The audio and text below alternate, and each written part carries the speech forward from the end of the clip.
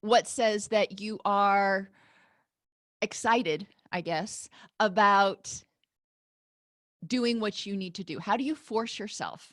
How do you get yourself motivated to do those notes or to do some of those things that are less appealing?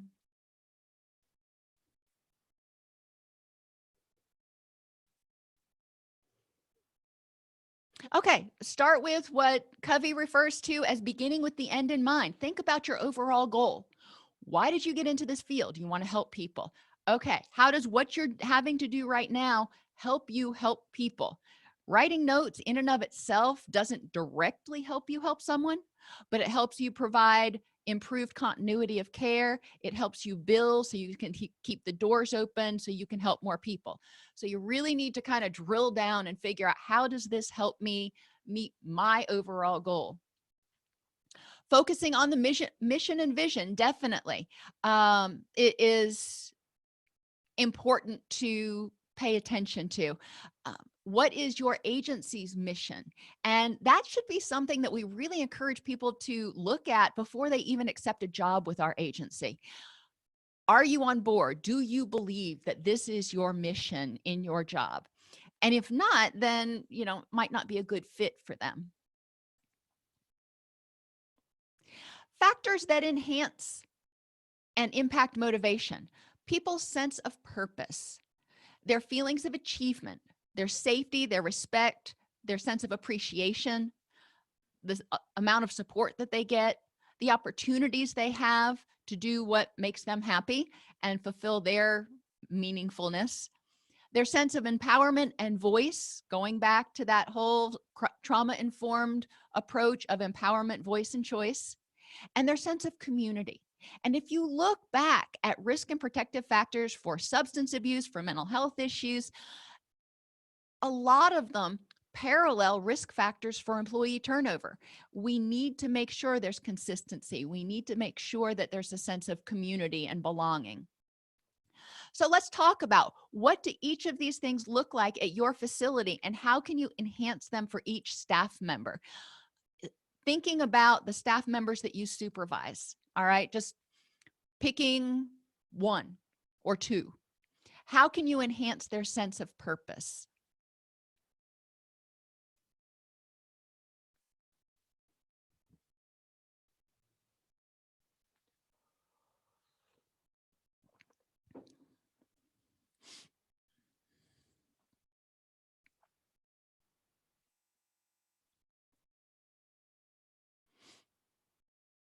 Sometimes it's about helping them look at, just like we just talked about, how what they're doing actually helps them move toward what they see as their purpose, their function, their mission in their career.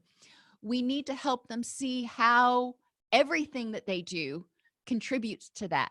And I remember supervising in residential. Things would change and people would have to do something that maybe they're not used to doing, and it was important to bring it back full circle to, how does this help you help people, which is what you want to do? How does this help you prevent or reduce mental illness and addiction? Bringing it back to those basic missions, asking them, what is their mission? What is their purpose? What drives them in their career? Why is it that they got into this field? Let's really explore that and look at what they want to accomplish and help them draw those connections. And some of them are going to be several steps removed, but they are necessary things in order to accomplish their goal. This is important to think about doing in individual supervision each week. Have them identify if, their stated purpose is to help people be better parents or help people recover from mental illness. Whatever their mission statement is, keep that in their file and ask them each week, what is one thing you did in order to work towards your mission? What is one thing you did that represented your mission this week? How else can you give them a sense of purpose?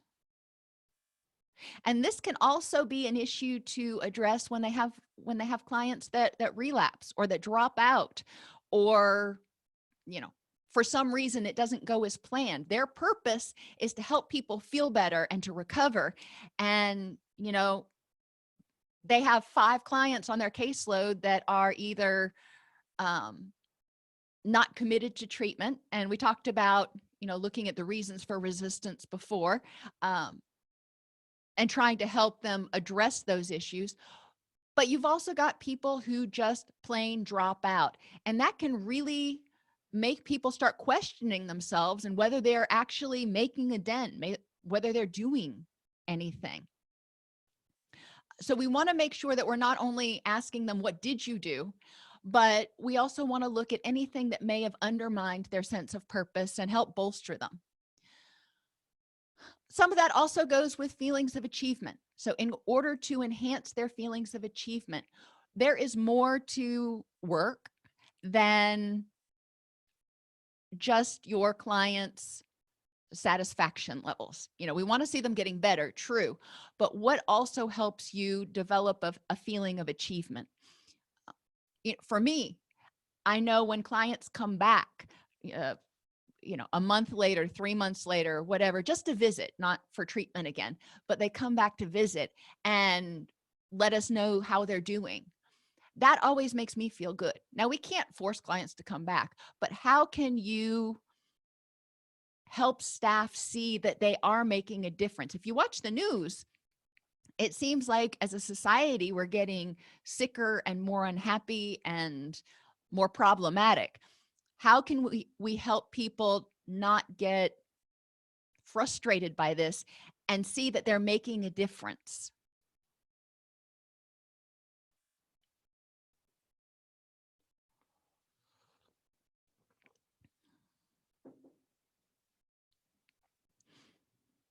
And again, thinking about not in general, anybody everywhere, but your particular staff member. Think about a staff member who's not super motivated right now. What can you do to increase their feeling of achievement? Focusing on their smaller accomplishments. That's a great one. A lot of times people look for their number, whether they're making all of their billable hours every week. Instead of focusing on, did you make your billable hours this week? Did you make all 23 hours? If last week they made 19 hours and this week they made 20, let's focus on that. Okay, you increased your billable hours a little bit. Good for you.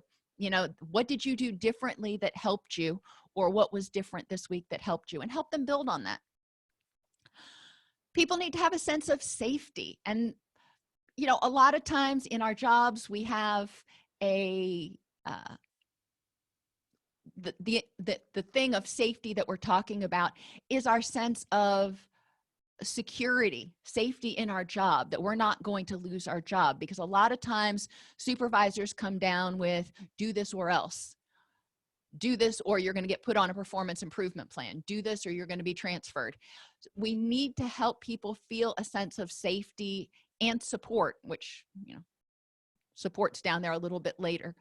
What things, thinking about your least motivated employee right now, and if that's you, then that's you. But thinking about your least motivated employee, what could you do to help them increase a sense of safety, knowing that, if I put all this energy into these clients and these tasks and stuff, it's actually worth my effort and it's going to pay off, as opposed to doing all this and still getting let go.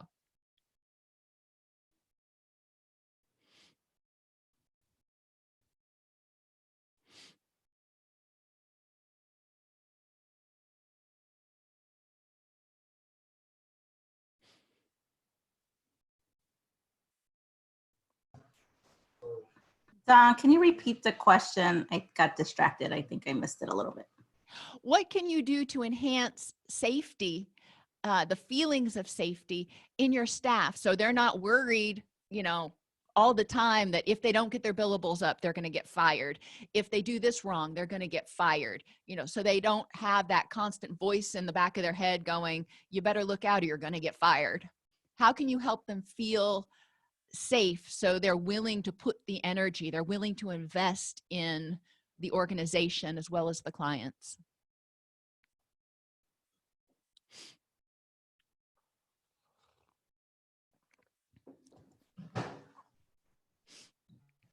Okay, ask them what they need from us. That's a great first step.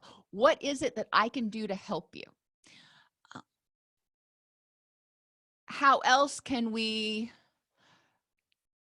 help them? Increase transparency around expectations and regular check-ins. Awesome. Making sure we don't let them get 3 weeks behind in their progress notes and then start, getting all over them.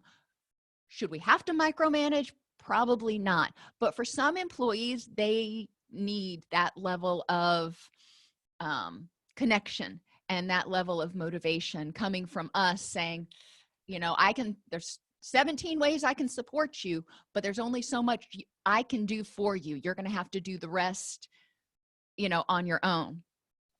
Another thing that I used with some of my staff was pairing them up. So if I had a staff member that was really efficient and doing, really good work with getting their notes in and everything, and I had another staff member who was an awesome clinician, but their paperwork was not getting done.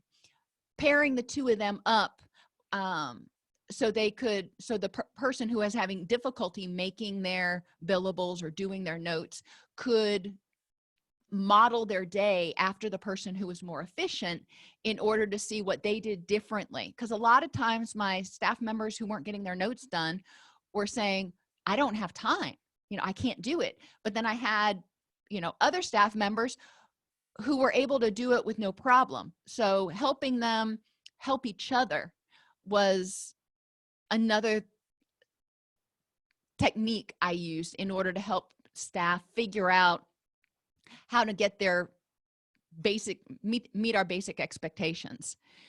We need to show, and I'm just going to kind of glump them together, respect, appreciation, and support. Thinking of your staff right now, how could you regularly communicate respect, appreciation, and support?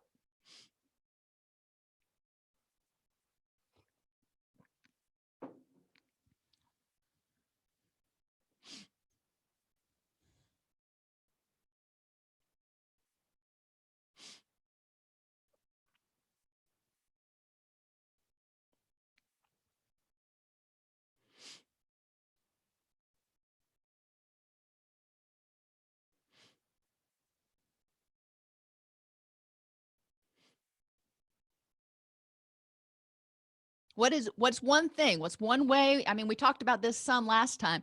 What's one way that you can communicate respect, appreciation, and support to your staff? Acknowledge their efforts and their accomplishments, even the ones that don't have to do with work. If they graduate from their master's program, or their kid graduates from high school, or whatever it is, acknowledging that, appreciating them for just being there, for being them, for being awesome employees. It sounds hokey for some, but for others, that's really important. Think about those love languages. Remember, we talked about those last time. The acts of service and the words of affirmation are really important. Most people will respond to one of those in the work environment. The quality time can be another one that shows appreciation and support and respect. If you're willing to take time out of your day and say, I see you're struggling, let's sit down and let's just have a talk about what you need and how I can support you. That's quality time, where you're taking time out of your day to notice what's going on. Or sometimes just taking time out of your day to go to your employee's office. And I know you've got a lot of stuff to do, but I actually enjoyed doing this part, going to different staff members' offices and just sitting down for 5 minutes, once a week, once a month, and hey, how you doing? How's life going? And taking a genuine interest in them as human beings, not as employee 24316. How do we give them, and we talked about what we needed in terms of transparency, but how can you actively, what can you start doing Monday to improve your staff's sense of empowerment and voice in what's going on in the organization, in their job duties, in in in their work life? Tell me one thing that you're going to start doing on Monday, or that you've started doing recently, to increase your staff's feeling of empowerment and voice.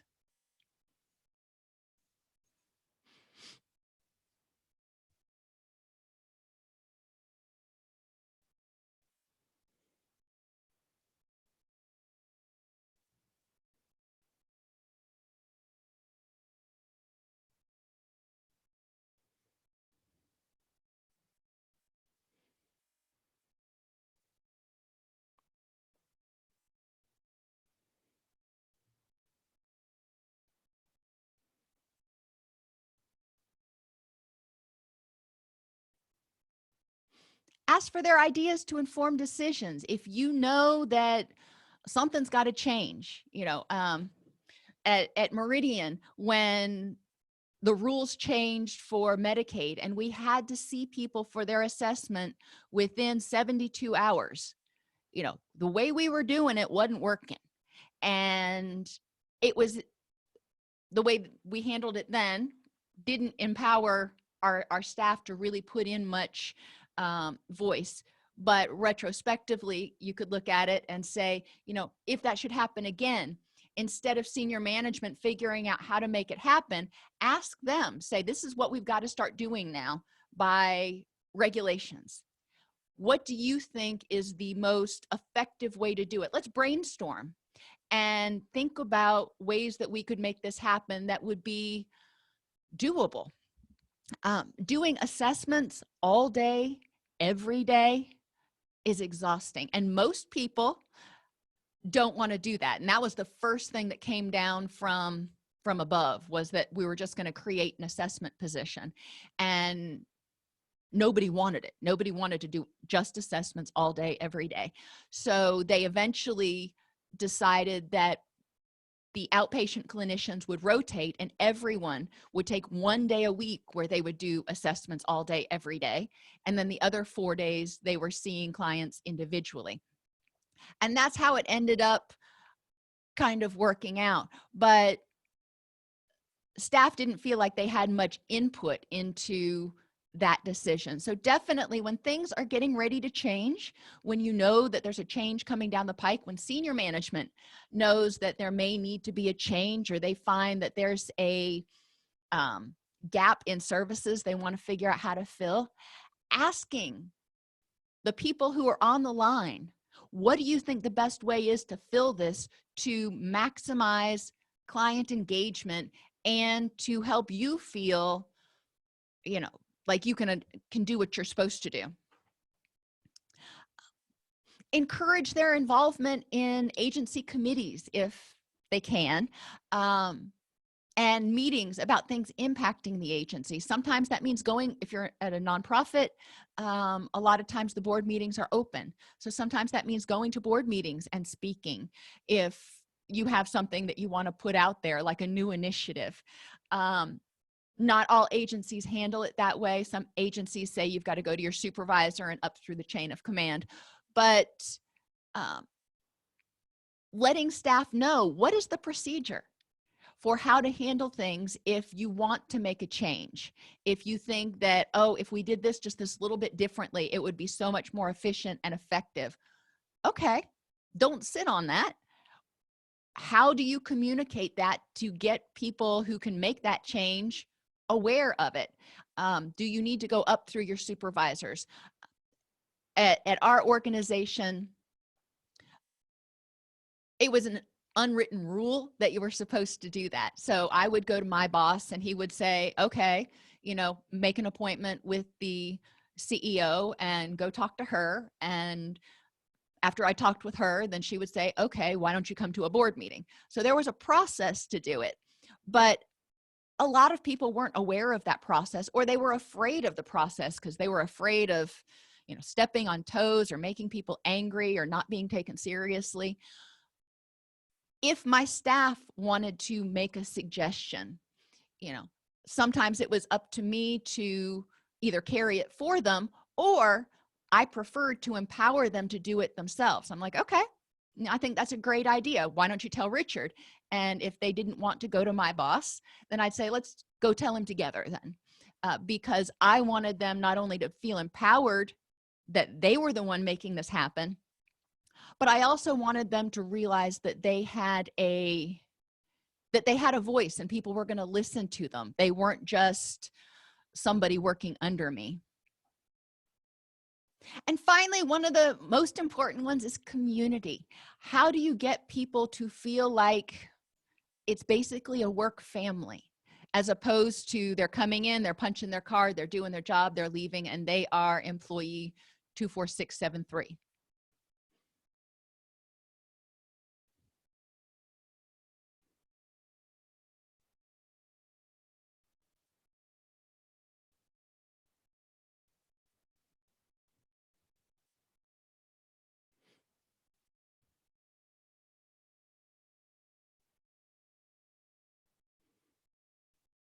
What things could you do with your staff, or what things would you have liked other people to do for you, or would you like your fellow middle managers to do in order to develop a sense of community?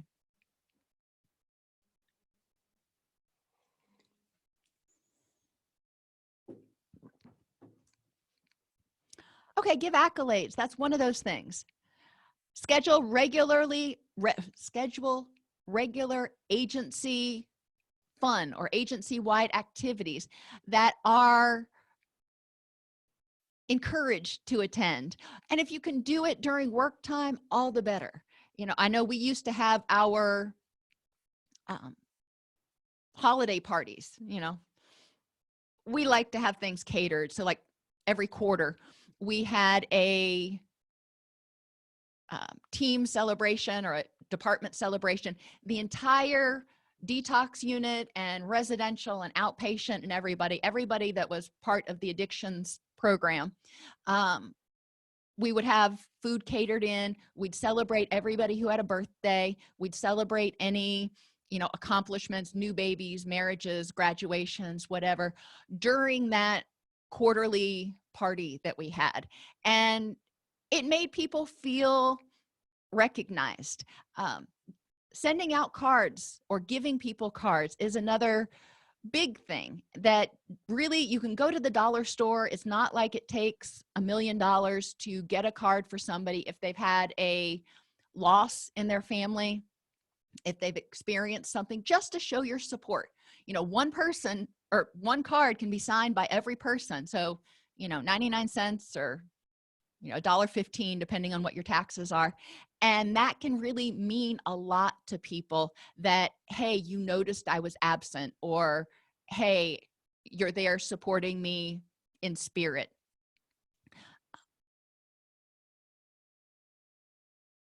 People want to be recognized for being people, not just employees. Now, this says my internet connection is unstable, so I'm going to turn off my video, but I'm still going to keep talking. That way we don't crash. Okay, so, and Margarita puts out there that we can also enhance community by enhancing transparency, respect, recognition, open door policies, and those employee celebrations in a healthy family. If you want to think about this as a work family that you want to create so people feel connected to one another, we're transparent about what's going on, and we are supportive of one another for who they are. Go back to that unconditional positive regard, not just recognizing people for making all of their billable hours, but recognizing people for just being awesome people.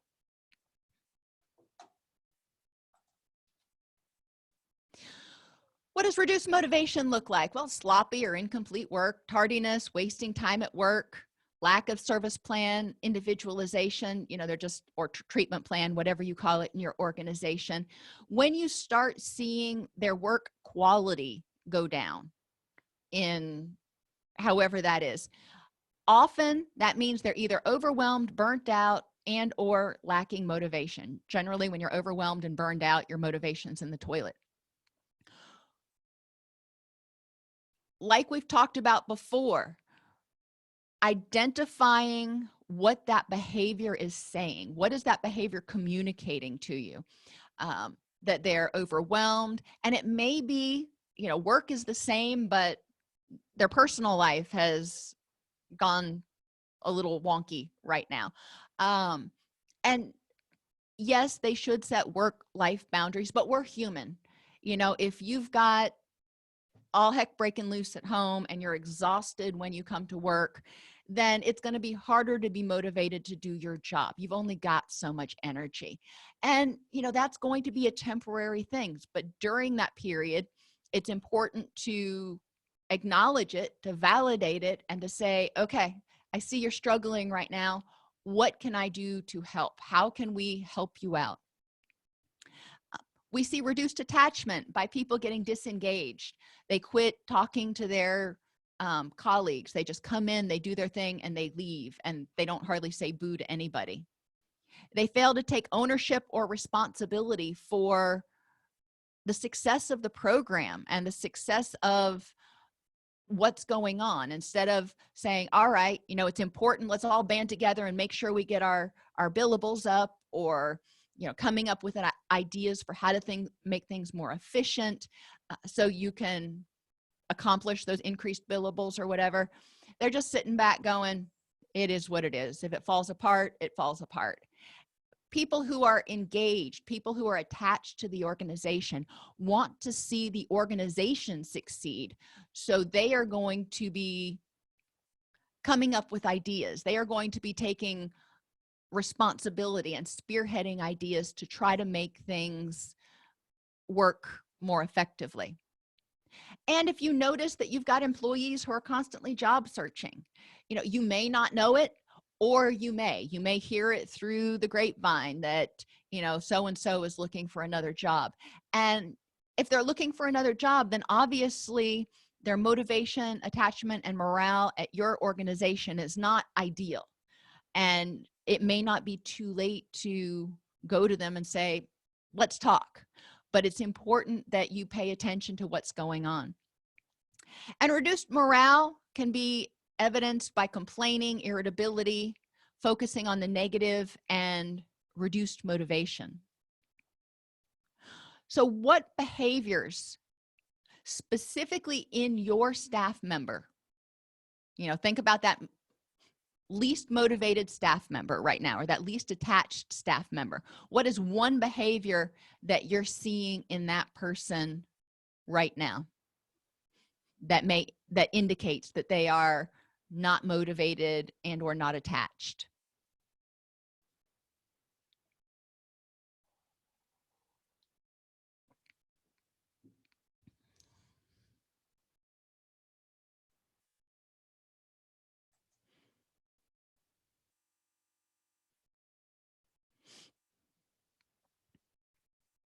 Okay, so a loss of interest or disengagement, and so not focused on their job responsibilities. They're there, they're doing everything but what they need to be doing. Tardiness, wasting time at work, and sometimes just not even coming in. And it's important to identify if this is a change in behavior for that employee, to sit down and talk with them about it and go, I've seen a lot more mistakes in your work, or you don't seem to be getting your stuff done, but I see you in the break room a lot, or whatever. Sometimes you have to call them out on those behaviors and make them aware of them, because they may not even be aware of them. They may be so frustrated that they're like, oh, okay, let me go get some coffee and then I'll work on my notes. And, oh, there's somebody to talk to. Let me talk to them and then I'll work on my notes. They don't even realize how much time they're wasting. Pointing it out constructively as a supervisor is one step in that right direction. If they are saying they can't get their work done because they don't have enough time, encouraging them to keep a log for a week of what takes their time. Now, can they lie on this? Certainly they can. But if they're genuinely interested in improving, then they're probably going to take it seriously. If they are in that yes budding phase, that negative response, that's not going to work. Or, yes, we could do that, but what does that communicate to you? What behavior what is that communicating when they're resistant, as we talked about yesterday? I know a lot of you weren't here yesterday, so what does resistance mean to you?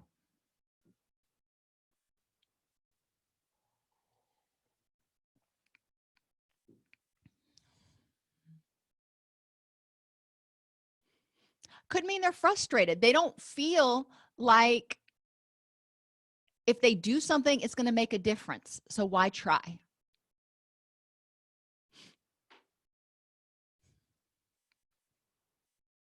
They may feel like they're not heard or understood. They may feel negated in the process. And so again, they don't want to try because they're afraid that, they're just going to get deeper and deeper and more unhappy. So they just, no, I'm not going to do it. Now, as we talked about last time, there are also those people who push back because they have learned that if they push back long enough or hard enough, they'll get their own way.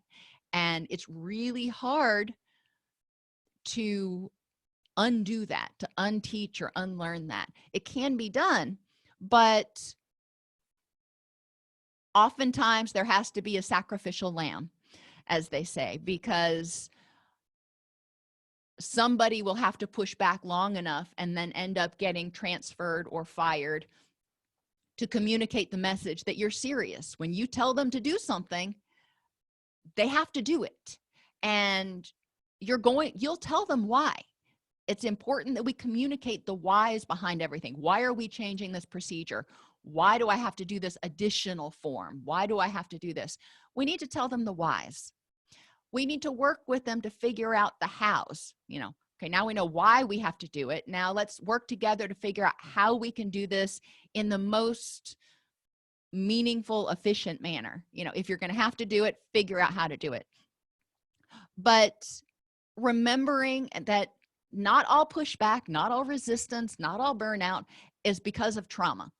Sometimes people have been rewarded for these behaviors, and they're going to have to learn from observation, hopefully, that that's not going to work anymore. And it's a frustrating process. Sometimes when they're put on their first performance improvement plan, that's enough to shake them up and say, oh, you're serious. Sometimes it has to go all the way to the end, unfortunately. Okay.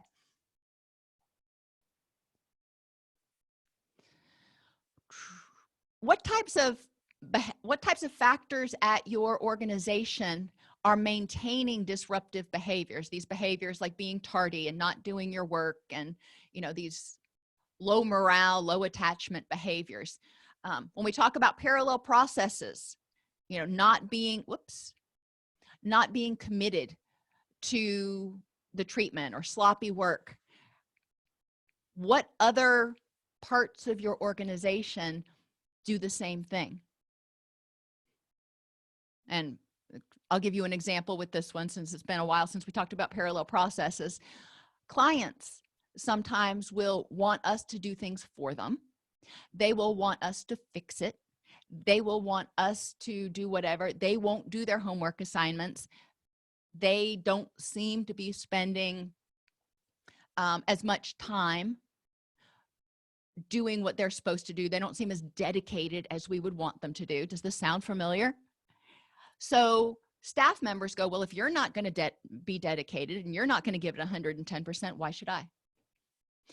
And then you start seeing parallel processes. You may see parallel processes between your staff and management, but it's important to look at, going back to, what is that behavior communicating? Where are they picking that up? and encouraging them. If the parallel process is between them and clients, okay, so let's look at the client's behavior and let's understand what that client's behavior is communicating. By solving the problems, the issues they're seeing in the clients that they're actually mimicking, they're probably going to start modifying their own behavior as well. But helping them really have a paradigm shift, and instead of looking at it as resistance, look at it as communication. What are they communicating? Fear conditioning is being afraid to speak up, being afraid to do anything because you're afraid you're going to get fired. So what types of things do you see in your staff, in your agency, that contribute to fear conditioning that actually undermine your job or undermine your efforts?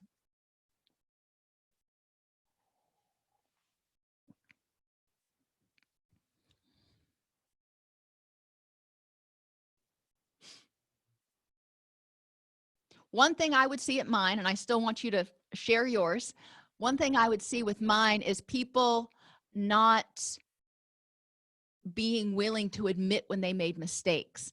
So you'd say, did you get your progress notes turned into medical records? This was back when they were in paper. And even if somebody hadn't done it, they were so afraid of getting in trouble, they'd say, yep, got all my notes in.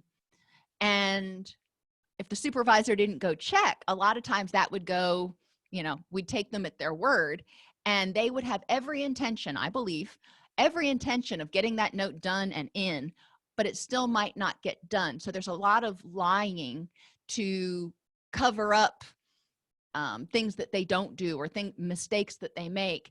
And unfortunately, that's like sweeping stuff under the rug. Eventually, somebody's going to take the rug out, and you're going to see everything that's under there.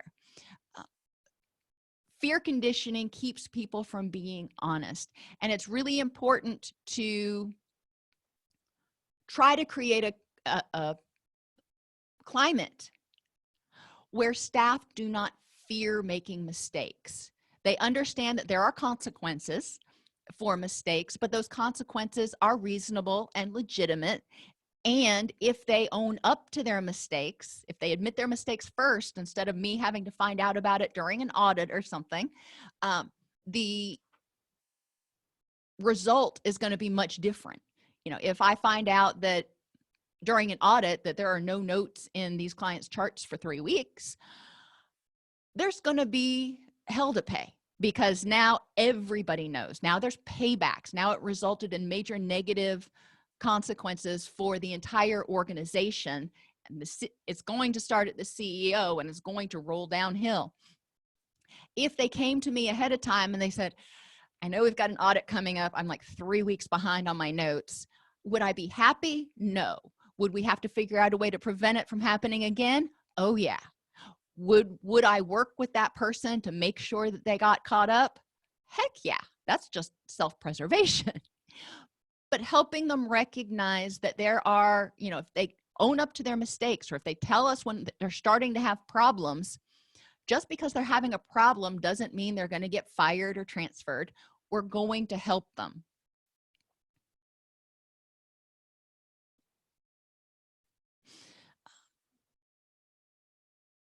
It's important, fear conditioning, Erica points out that sometimes higher ups, our supervisors, whether it's a VP or a C-level executive, when you ask a question or you say something in a meeting and they react negatively. And, leadership 101 is that if you're going to call somebody out, you do it in private. You don't downdress somebody in front of the entire organization or in front of multiple other people, because that humiliates them and that makes them feel bad. And it generally doesn't support attachment. They don't want to be in an organization where that's a constant threat. So yes, we need to be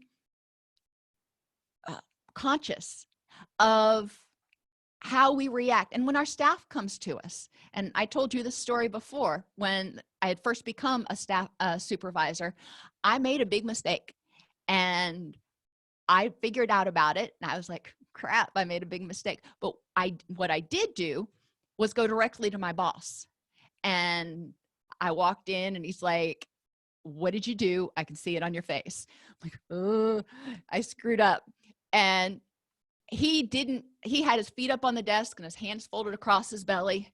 He didn't even move. He said, what did you do and how are you going to fix it? That was all. He didn't get flustered. He didn't turn red in the face. He didn't scream. He didn't act like it was the end of the world. It was not a small mistake, but he recognized that I was human. And if he got upset, I'm interpreting what he did. I think over time he learned that if he got upset, other people would get more upset, but he was just very calm about it. He's like, okay, well, we got to fix it. And I've carried that with me. I had another supervisor who used to actually work under Richard when I was line staff, who was very similar. When we would have audits coming, people would lose their ever-loving minds because we had auditors coming and they were going to find things and there were going to be paybacks, and people would get themselves all worked up into a tizzy. And I remember one day in a staff meeting, Mark just said, okay, everybody hush, just hush. And he was another one of those kind of chill, grounded, Zen kind of guys. And he said, have you all been doing what's in the best interest of your clients? And, we were a really good, cohesive team at that point. And we were like, yeah, he said, have you been trying your best to get your paperwork done? And most people were shaking their head yes. And he said, that's all we can ask. If you're behind on your paperwork, you got to get it caught up before the auditors get here. But if you have been making an honest effort to do everything in the best interest of your client and to do what you have to do for billing, then, relax. Yes, there are going to be some mistakes. There are going to be occasional paybacks. That is their job. As auditors, their job is to help us grow and help us see weaknesses in our system. And one of the ones that we ended up resolving when we went to electronic health record was filing errors. Sometimes paperwork would get turned in, but it would get filed in the wrong chart. But his point was not to get completely fired up about it, because if you'd written 150 notes in the past quarter, and your chart was pulled, the chances of your notes not being in there were pretty slim. We had a good medical records department. But if they weren't, okay, so we might have one or two paybacks. We'll learn from it. We will live with it, and we will move on. And both of those people were important in teaching me that concept of helping people feel safe and avoiding that fear conditioning. With Mark, it was more coming out and telling us, you know what, you guys are human. It's okay to make mistakes. With Richard, I don't know if I just assumed it or I had learned it from Mark already, but I had figured out it was much better to own up to what I did. The same thing is true with sentinel events. And that's one of the reasons that JACO especially is very adamant about reporting sentinel events and doing a root cause analysis, but also recognizing that sentinel events are opportunities for learning. So we'll go over really quickly Prochaska's stages of readiness for change, because we've got staff members who are doing their thing, and our unmotivated staff members are doing their thing, and we're asking them to make a change. We're asking them to do what we want to do, not necessarily what they want to do. So in pre-contemplation, if you're here yesterday, you heard the story about the pool, but I'm going to use it again. In pre-contemplation, it's like being out on poolside. You're getting your tan, it's hot, you're getting a little sweaty, but you're like, I'm okay, this is good, I like the heat. That's pre-contemplation. You don't see a problem. So some of your staff and that may not see a problem in some of their behaviors. So one of the things we have to help them do is realize how tardiness, how calling in sick, how wasting time at work, how sloppy work, all those things you mentioned, we have to help them see how those are a problem and prevent them from achieving their mission and achieving their goals for their career, and help keep them from providing the best quality client service, and how they impact the organization, which ultimately is the vessel that's supposed to help them achieve their goal.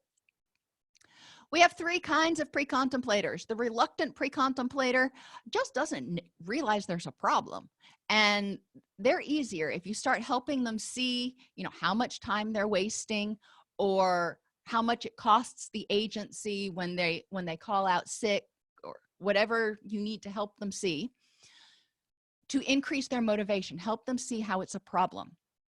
The rebellious pre-contemplator fears losing control, and it's important for them. They don't like people telling them what to do. They don't like people making changes and instructing them. And unfortunately, in business, that's the way it goes sometimes. Sometimes your bosses or your organization is going to make changes, and you're going to have to get on board, even if you don't like it. We need to help them figure out, okay, you don't like this change, and I hear that. How can you make the best of it? It's happening. It is what it is. We need to radically accept the fact that this has happened.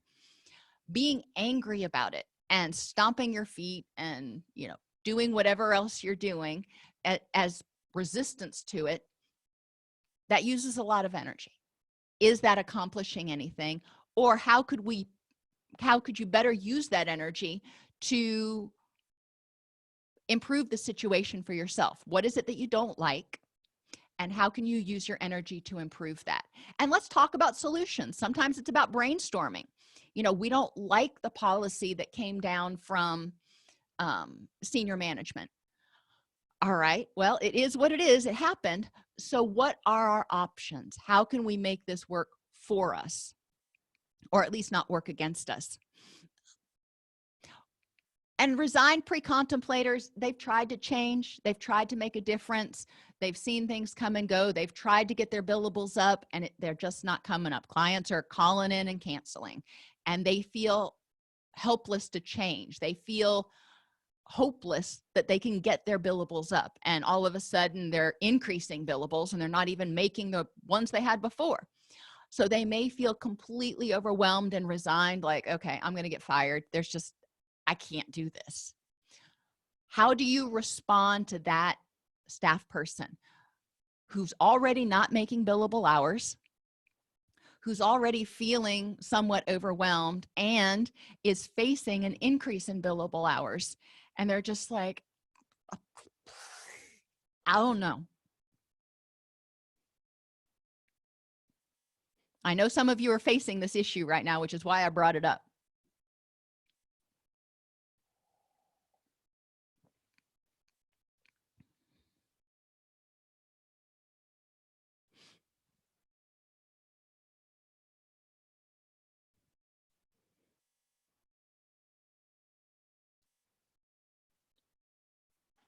Okay, so let's go backwards.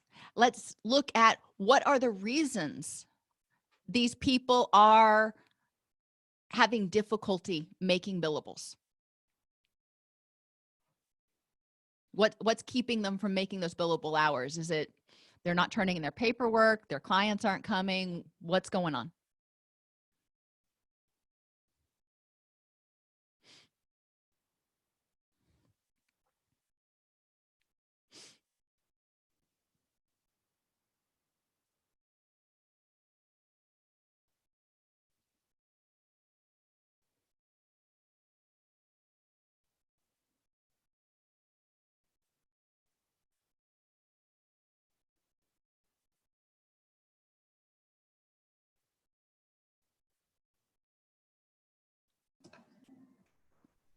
Okay, so I want each of you to think we'll do 5 minutes. We'll go till 10 a.m.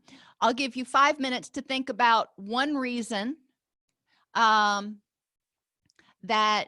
people are not making their billable hours, that they are rebelling or resigning or reluctant to do what they need to do to make their billable hours. So if each person thinks of one thing, then we'll talk about how to move how to help them move out of the pre-contemplation stage of change. So specifically, what are they doing or what is happening that is keeping them from making their billable hours? So think about that until 10 o'clock. I'm going to turn off my video until then, and then we'll come back and start talking about that.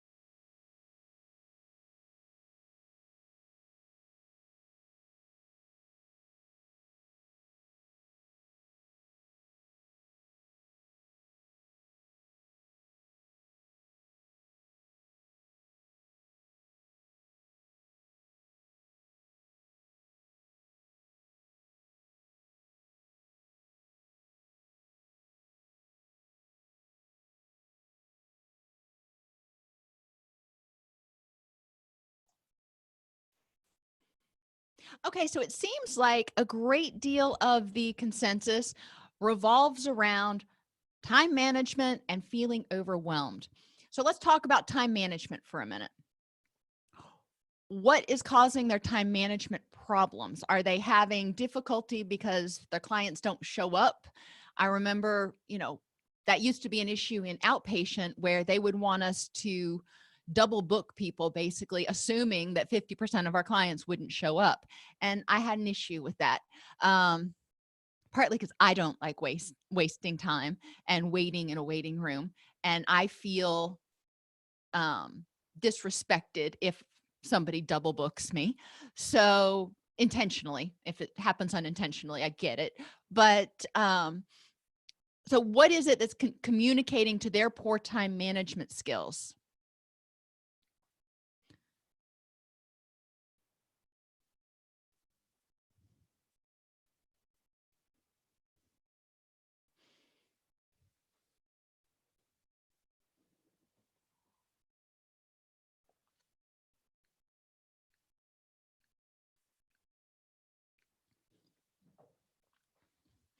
Or do you even know?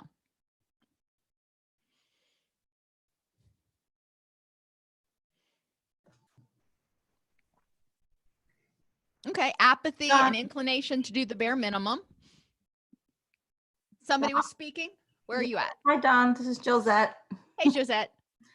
I was just thinking of some things we've talked about in terms of time management has been like for clients who don't show, like what to do with that time, that missed hour, like how to have a list of collateral contacts or following up, like if it's a child, trying to have a conversation with the parent, if we have the release, following up with the school. So just ways to use that time to focus on some follow-up calls or collateral contacts for that client. So it's just not just a missed hour, but also it's a good service, right? So a lot of times if you're so booked and you don't have anybody missed, then it's hard to make those calls. But when you have that opportunity, use that time. Exactly. And it was kind of funny you said that because Stacy put that up at the exact same time. When clients don't show, and it happens,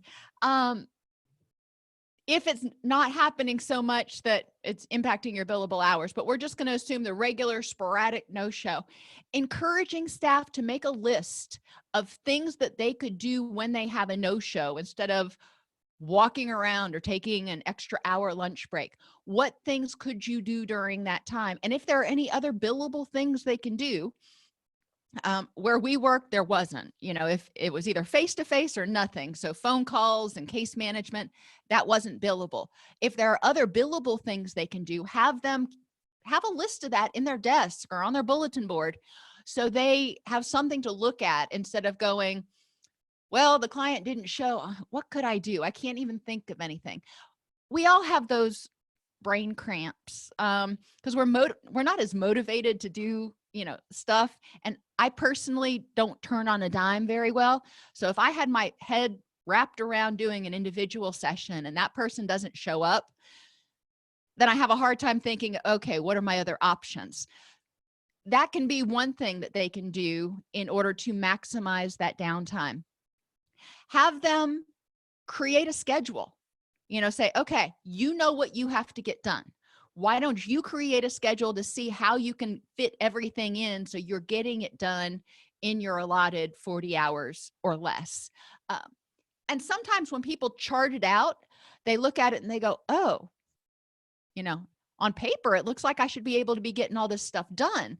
And then they start becoming more aware of when they are losing time or what they need to do. For example, if they're doing notes, shutting their door so they're not getting interrupted and not having their email up, setting aside an hour every day. If they're not doing live noting, setting aside an hour or something every day where they can write their notes. Recognizing, when a client doesn't show up or when we've got some quote free time at work, sometimes it's hard to get motivated, talking about what Eric pointed out of apathy. People are burned out. People, and what is left, we enjoy seeing clients, or I think most of us do. Doing the paperwork part, we don't enjoy. So when the client doesn't show, it's like, oh, we were getting to go to a party and, oh, now I've got to stay home and do homework. It's hard to get motivated to do that. So we want to help them figure out how can they make that as not painful as possible. Think about back when you were in school and you had to do calculus homework or some kind of homework you hated. Calculus was mine. How did you get yourself motivated to do it? How did you convince yourself that it wasn't as miserable? Did you give yourself rewards after? Did you do it in chunks? That's another thing when staff feels overwhelmed, especially when it has to do with paperwork or, administrative responsibilities, anything that falls under that rubric, encouraging them to chunk it, to do 15 minutes. A lot of times getting started is the worst part. If they tell themselves, okay, I'm going to work on this for 15 minutes, and if I still can't stand it, then I'll switch to doing something else. they don't feel as trapped. And a lot of times once they get started, they're going to keep going until they get it knocked out. Or set small goals for themselves. If they've got 15 client notes that they've got to write today, say, okay, I'm going to write 5, and then I'm going to take a break and go get a drink, and then I'm going to come back and I'm going to do 5 more. And just force themselves to do small chunks can help them whittle away at what's leaving them to feel overwhelmed.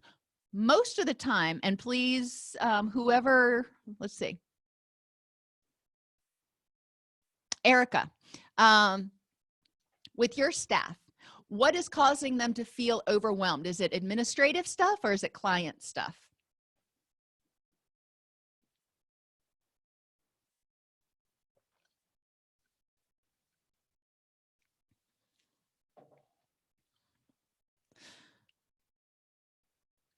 The administrative stuff, we can really chunk.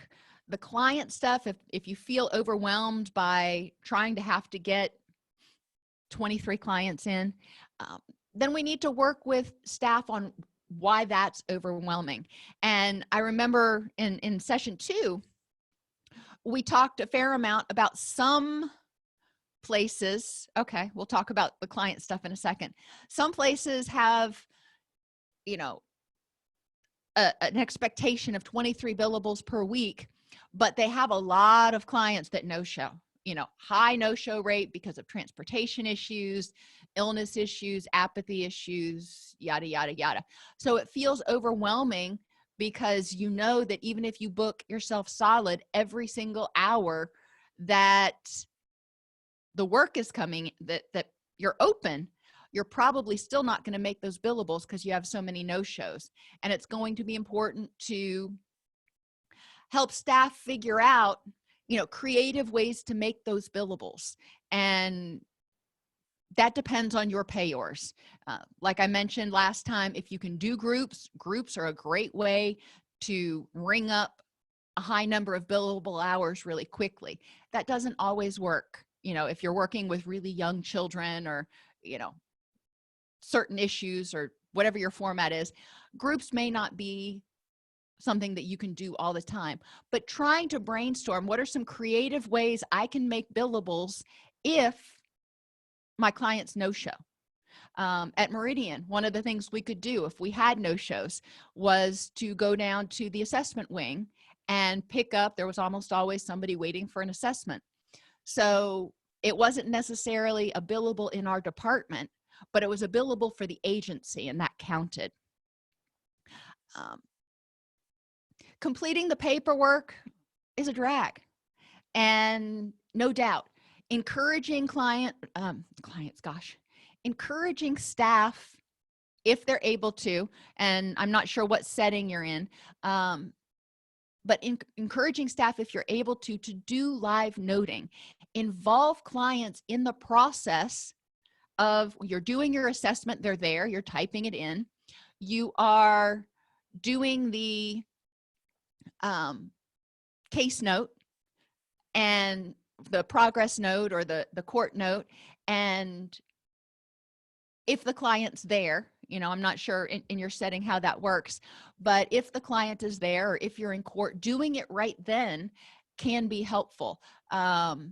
If your agency will let you, if you have an electronic health record and your agency lets you scan in a handwritten document, that can be helpful. And that may be something to talk about with your agency. If a lot of times you're doing off-site work and it would be helpful, you'd get your notes done, you'd be able to get the client input on notes, which is a big JCO CARF bonus point. If you can do that, you can communicate that to your agency. They may look at getting you a laptop or a tablet that you could quickly put in a note, get some client feedback, and get it done right then and there during that session. When we had dependency drug court, we would meet once a week with the presiding judge, and all of the players on the multidisciplinary team would be there. And I found it very helpful to write the summary note while I was sitting there, while we were talking about what was going on with that client. When we did groups, having clients or even individuals at the end, having clients fill out a worksheet about what was the most important thing or most useful thing you got out of group today. And then, how are you feeling? In group notes don't tend to be quite as long. For Erica, I'm seeing that you say the staff work off-site, have to find the time to travel, get themselves situated to complete paperwork, get the client number, and so on before they can turn it into data entry. And so it looks like there are some areas where administratively that process could be streamlined. And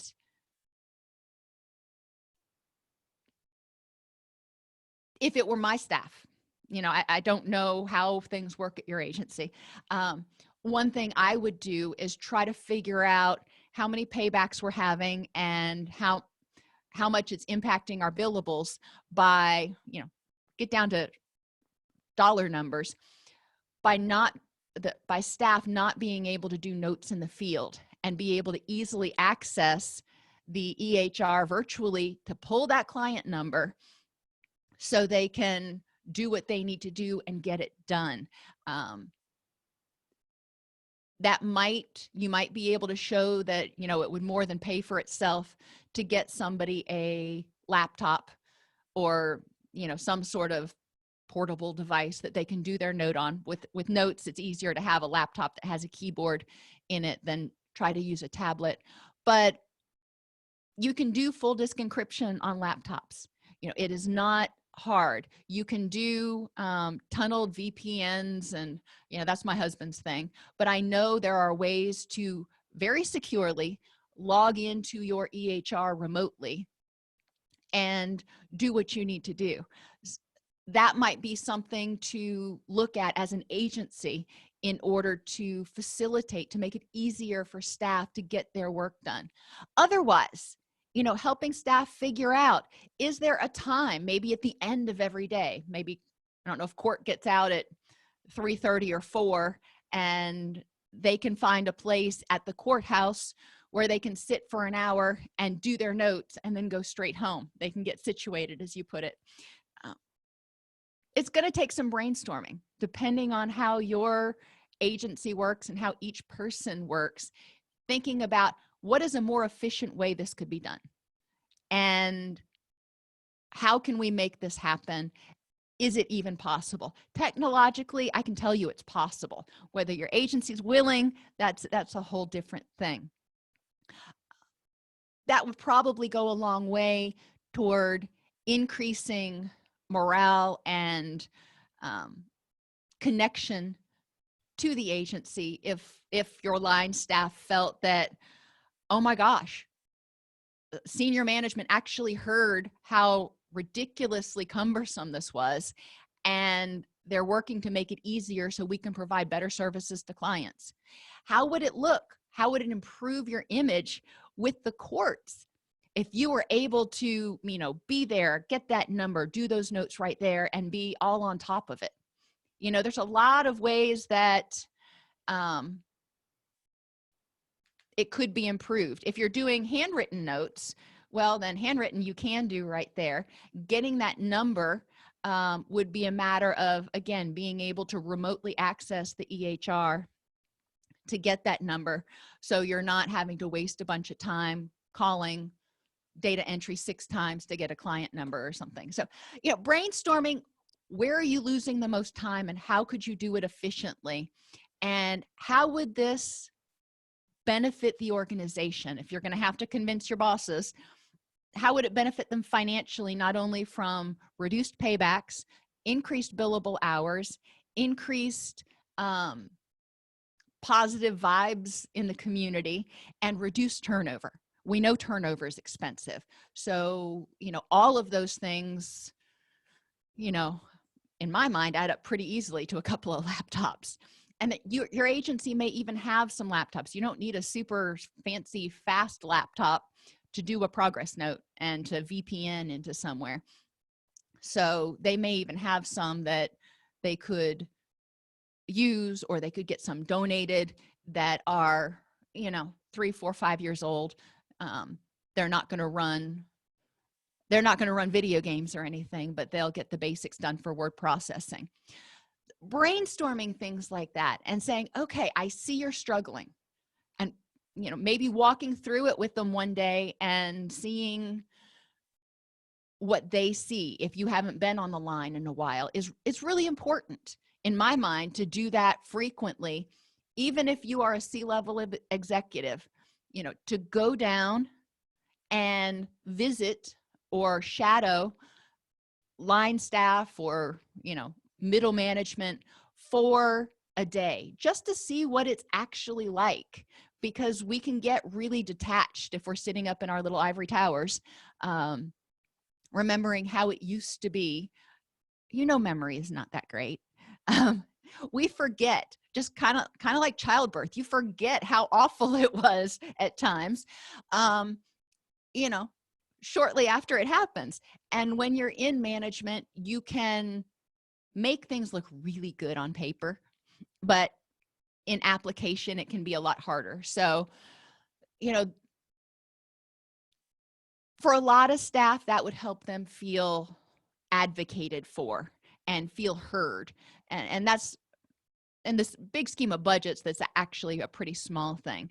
But going back to the others, for billables, for people who are in office, what else could they do? Can you use some creative restructuring at your agency? So if somebody is in a high no-show clinic, what else could they do to bolster their billable hours? How could they make sure they're doing that? And we used to have that. Our remote clinics would often have really high rates of no-shows.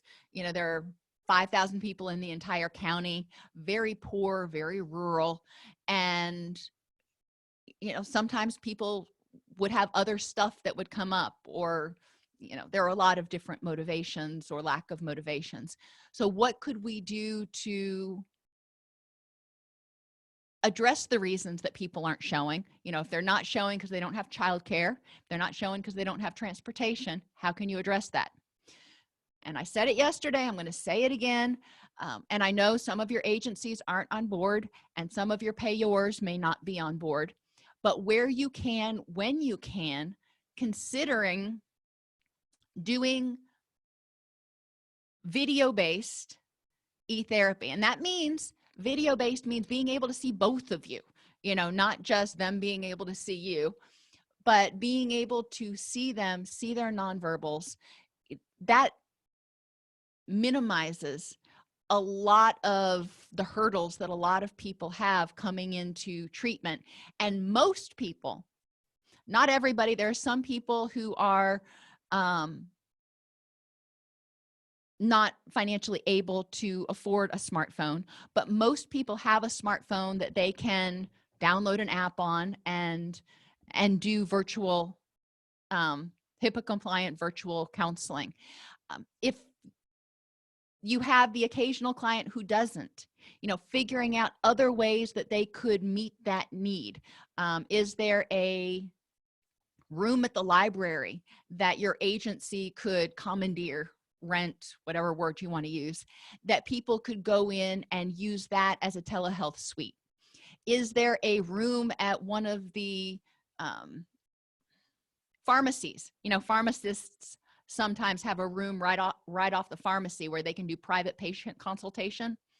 Is there a room like that your agency could rent, or whatever word you want to use, in order to provide a remote telehealth suite for your clients? It's a win-win for everybody. You just need to get creative. Libraries, well, anywhere you do, it has to be a room they can shut the door and have privacy. You don't want them, in with 6 other computers. But a lot of times there are places that are willing to work with your agency to make that happen, if you can bill for it. And if it's Medicaid or Medicare, there are a lot of rules, but a lot of the private insurers are coming around, and some of the states are coming around to embracing telehealth.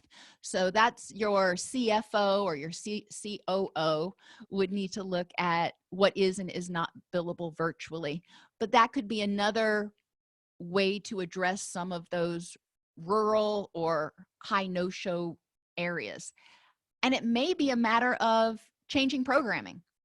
So you want to talk to the clinicians. You're a supervisor, you're like, well, why aren't people signing up? Yada, yada, yada. Line staff is hearing why people didn't come. Line staff is hearing the challenges they face. So we want to ask line staff, what would be better to offer?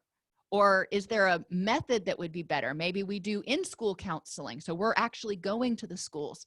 Maybe we, I don't know, start brainstorming how to increase that client retention, but do it by asking staff and saying, I recognize that you're struggling to make your billables.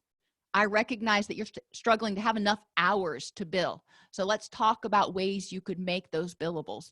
I know one agency in those high no-show facilities may send people to other clinics that have a waiting list in order to help them get their billables up. Creatively figuring out how to meet the needs of the clients, meet the needs of the agency, and, help staff be able to do that in a way that they're not always stressed that they're not going to meet their minimum requirements. When people are in pre-contemplation, to get them motivated to move, you have to help them see how they might be starting to get uncomfortable, how it might not be helping them serve their goals. Explore the meaning or reason for the change in terms of the organizational mission and vision. We are making this change for this reason. This is why we have to do this. This is why we have to make billables. This is why we have to have these many hours, and we're increasing billables or whatever we're doing. So let me help you understand why it's important and how it melds with your personal mission for your career. Elicit the person's perception of the problem. Offer factual information about the need for change.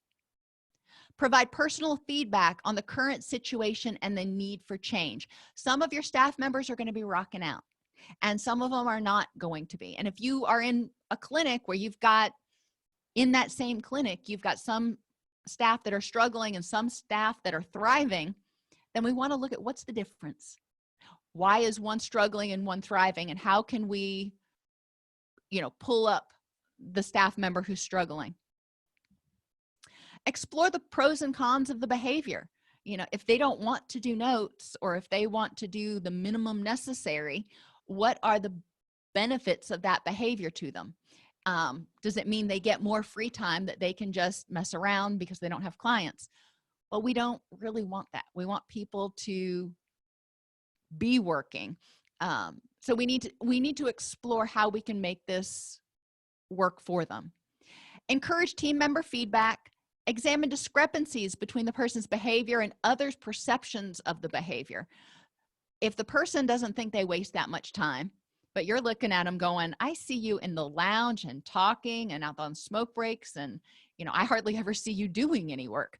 You don't want to say that to them in that way, but you may want to point out that there is a discrepancy between their perception and your perception of what's going on, and try to figure out what's actually happening. Express concern and keep the door open.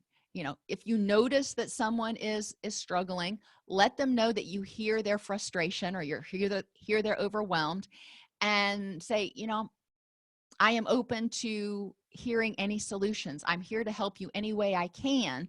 So if you come up with something that I can do, by all means, come back. Let's talk about it. Many people are ambivalent about change because it's hard.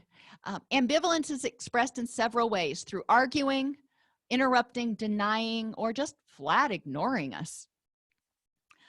When somebody's ambivalent, Sometimes they may be experiencing fear of losing control, fear of not being able to make the change, or they may be angry. They may be feeling disempowered and they don't like feeling that way. And that can be a trauma trigger. Let's face it, for some people, because of their history, one of their reactions to life is nobody's going to tell me what to do. The next stage is contemplation. They're starting to realize there's a problem. Just like being out on the pool, you're starting to sweat and you're starting to go, okay, I'm starting to get a little too hot. But they're not ready to get into that cold pool yet. They're starting to realize that it's a little uncomfortable. We address ambivalence by tipping those decisional balance scales. We help people see how working with the program is actually going to be in their best interest. Address anxiety about what's happening. Address grief about any changes. If you're closing a program, or if there's a loss involved in the change, you want to address it.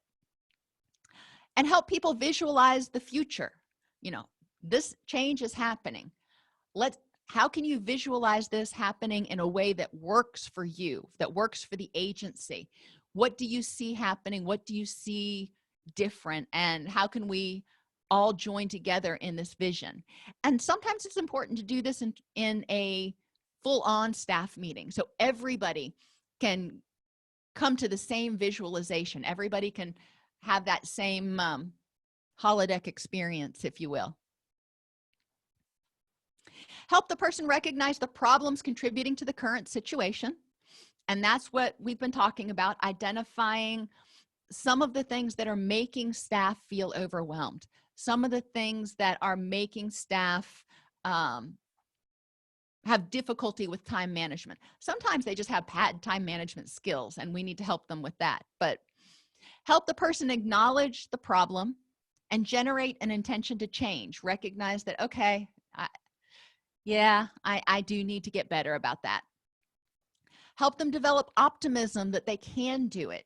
If I'm looking and I'm saying, oh, I hate doing those notes and all that paperwork, one of the ways for me that I develop optimism is viewing it in those small chunks. So I know that at the end of the day, I have 15 to 30 minutes of notes that I've got to do, instead of seeing it, at the end of the week and having 5 hours worth of paperwork that I've got to do.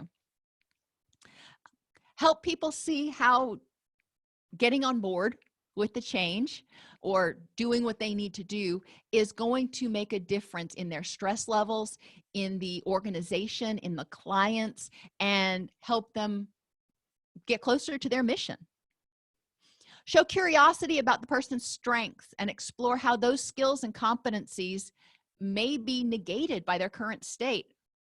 You may be an awesome therapist, but if you can't get your notes in and you end up getting fired, then you're not going to be helping anybody.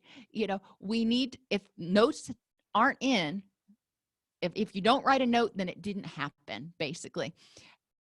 And reminding people about that. In order to keep the doors open, we have to have money coming in. So you can see clients until doomsday if you want to, but the only way we can do it and keep the agency afloat is if we actually bill for those services. And if you want to get a paycheck as well as see clients, then you need to bill for services. And then reframe negative statements. I can't do this. All right, I can't get my notes done on time. So you're struggling getting your notes done on time. Let's talk about, help me understand what is getting in your way. It's really going back and joining with the client to problem solve. If you think back, and we may be getting to it in a minute,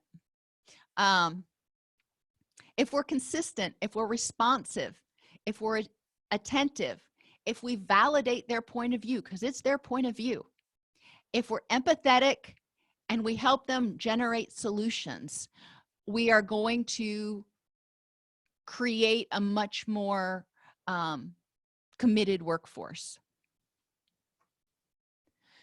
We want to highlight the reasons for change, summarizing their concerns, exploring pros and cons. Allow them to explain the benefits or their why they're unwilling to change. What is it that makes this even more overwhelming for them? Assure them that their feelings are normal. Discuss what they expect from work. What is your purpose here?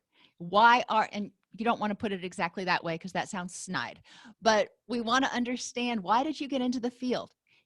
How is this organization helping you achieve your goal, your passion, your mission?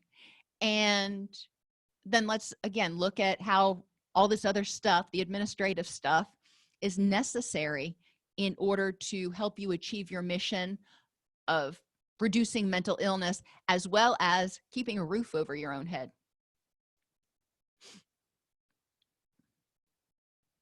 In preparation, it's kind of like going to the edge of the pool and sticking your toe in, or just kind of dangling your legs in. That pool is really cold, but maybe if you stick your legs in, it won't be so bad. We want to increase their self-efficacy and their hardiness, their sense of commitment to the process, their sense of commitment to their mission, their sense of challenge in what's going on. Instead of seeing it as these roadblocks, instead of seeing it as impossible, they're seeing it as, okay, here's a problem I got to solve. And their sense of control. And that comes with us giving them voice. We want to help them clarify their goals and strategies, identify any barriers or obstacles that they're experiencing, highlight their strengths and their past successes. If they were making all of their billables, for years or for months, if they're a newer employee, we want to highlight that. And we want to look at what's different now. You were going strong there, and over the past 6 months or 3 months or whatever it is, things have really tapered down quickly. And I'm wondering what changed, what's going on, and how I can help. And what were you doing differently back then? So let's try to recreate what was going on. Maybe they just had more energy and enthusiasm. All right. So what changed? What drained your energy and enthusiasm? And how can we help you get that back? Negotiate a plan for change. Help them identify the options that they have. Develop a plan and enlist team support. It may be a community thing. They may need assistance or mentoring from a more senior clinician, and that's okay. And assist the person in negotiating duties as needed. If they need time off, if they need to go see the EAP, if whatever they need, we can assist them in negotiating that as much as possible. Sometimes people may need an adjusted work schedule because they've gotten so far into that place of burnout and depression that they need a modified job. So as supervisors, that's our job, to help them do what they can and to try to help keep them employed as much as possible. But if they need time off, to help them figure out how they can get that time off to rest and regroup so they can come back fully recharged and ready to tackle this thing. When they're ready to change, they're going to stop arguing, interrupting, denying, making excuses. They're not going to keep asking questions like, why do we have to do this? But more about, okay, what are some options that we have in order to make this happen?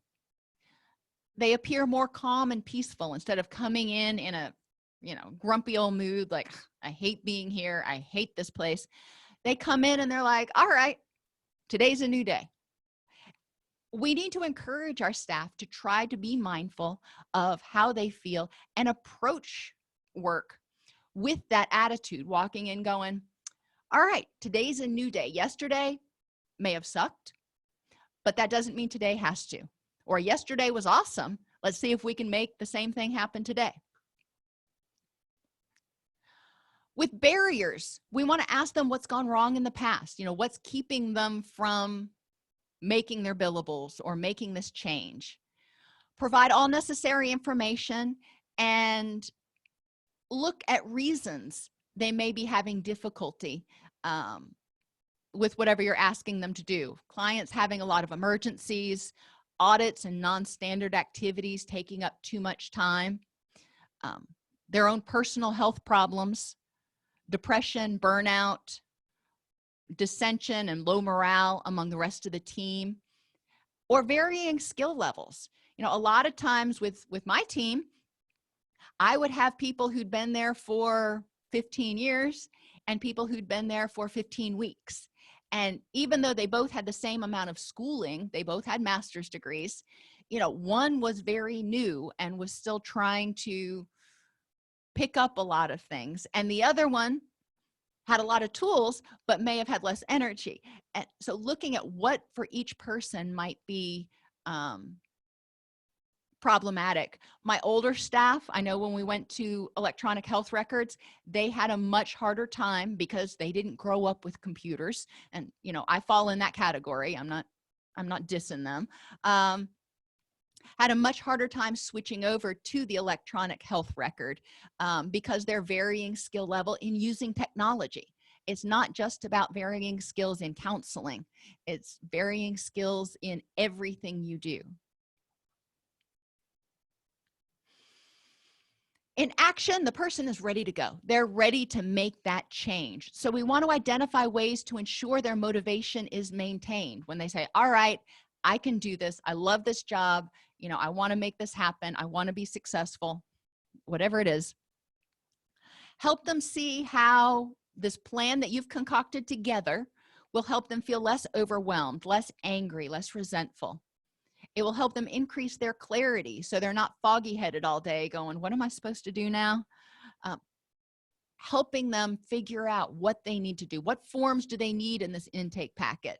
What is the procedure for this, that, and the other? Sometimes that falls back on us because as supervisors or organizations, we have done a poor job of creating manuals for every position. We have done a poor job of training staff. So sometimes that falls back on us and we've got to say, all right, let me help you. Let me increase the clarity.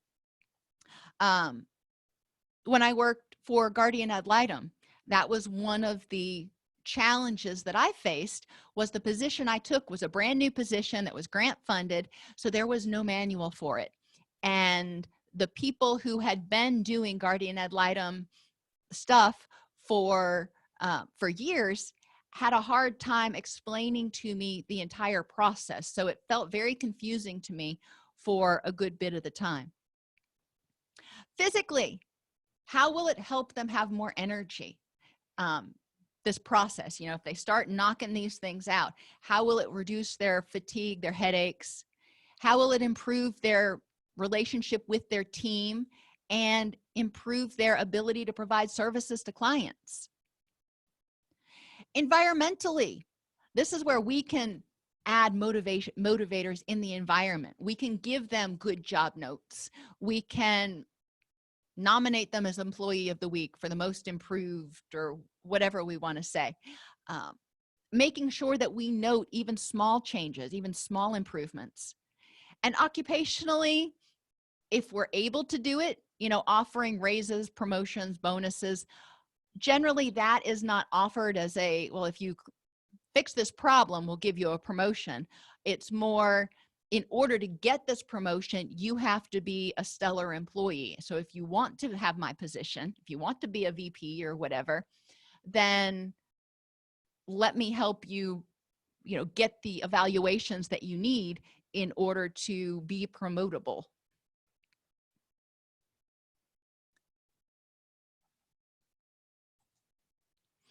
We want to help people see the value of both internal and external motivating factors. Sometimes it just comes from inside. It's our passion.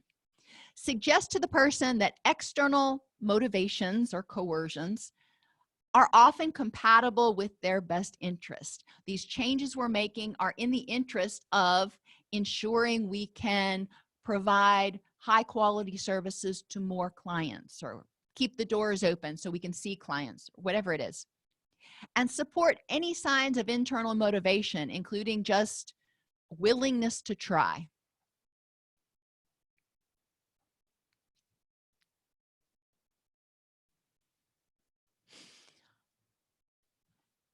All right. So we're going to skip this activity and let's take a 15-minute break until 11 o'clock. So you can stretch your legs, get some coffee, do what you need to do. And then we will move into enhancing motivation and some of the other topics for the day.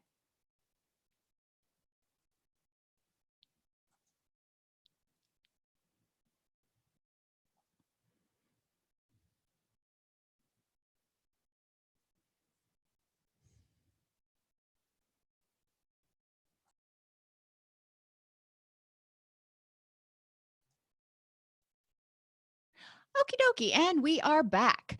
So we're going to continue talking about ways to increase staff motivation during this, well, as they're working for you. Remember that motivation is positive and a key to change, and it harnesses energy to accomplish a task, encouraging people to do what you want them to do. But it's multidimensional.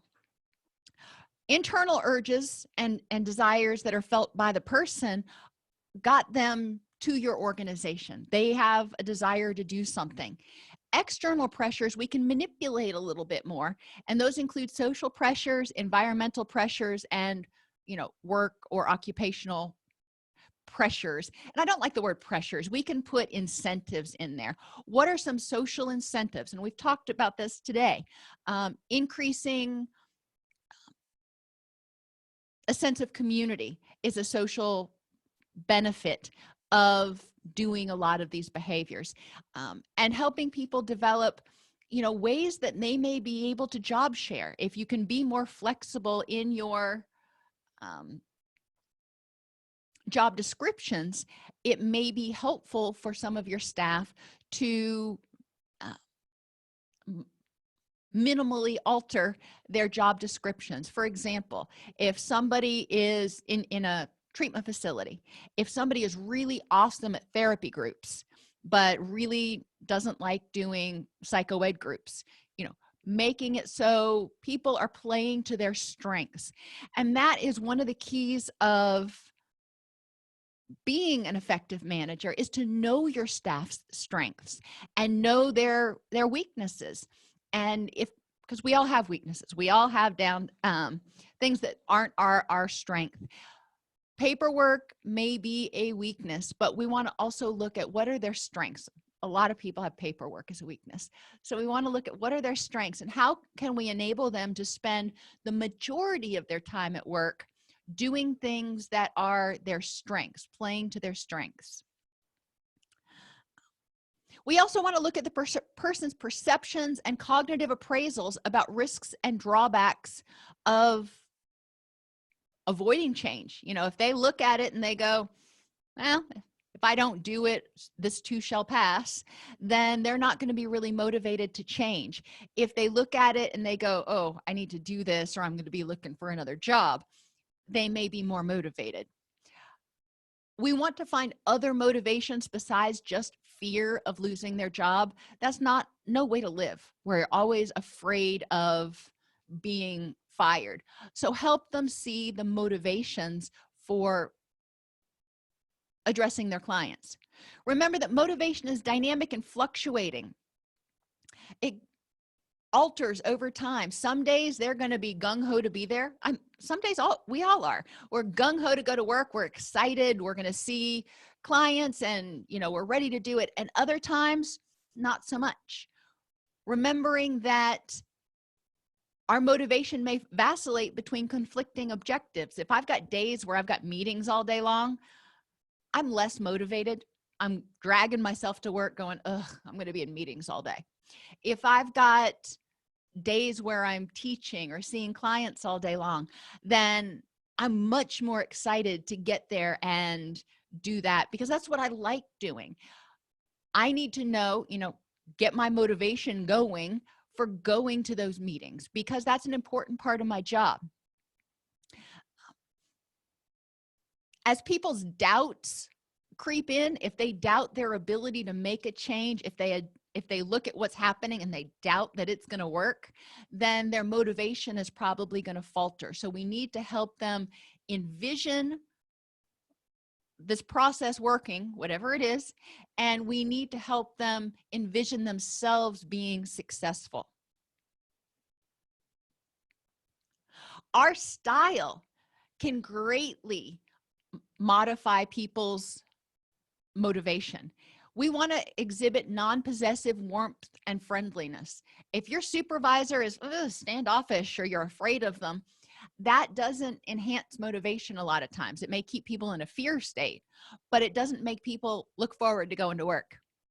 If you are genuine with your staff and authentic, transparent, whatever words you want to use, it goes a long way. It helps them see that you're human too, but it also helps them trust that you are being truthful and you're trustworthy. We need to show respect to our staff. And that includes, not criticizing them in front of others, giving them boosts and kudos in front of others, but also just being genuinely respectful. When you see them in the hallway, look them in the eye and smile, say hi, know their name. That's one of the big things that a lot of people say is that, I'm just a number. The vice presidents don't even know my name. And, maybe not all the vice presidents need to know your name, but your vice president ideally does. That meant a lot to the staff at the agencies that I worked at.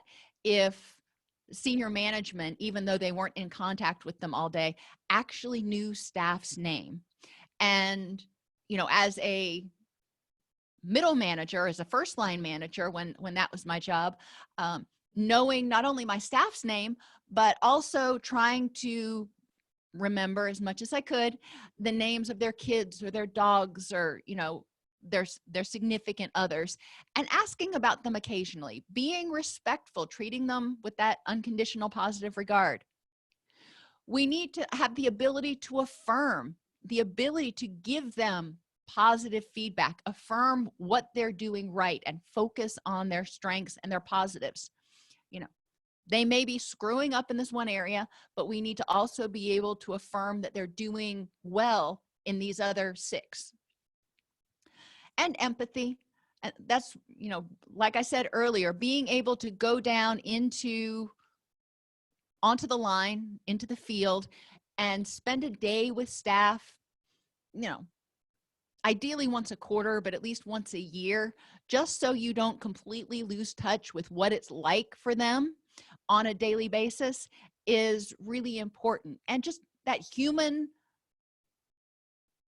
thing of being able to empathize, even if you haven't gone down and been on the line in a while, empathizing with how they feel is going to be important. Remember that motivation is also affected by people's, whole lives, not just what's there.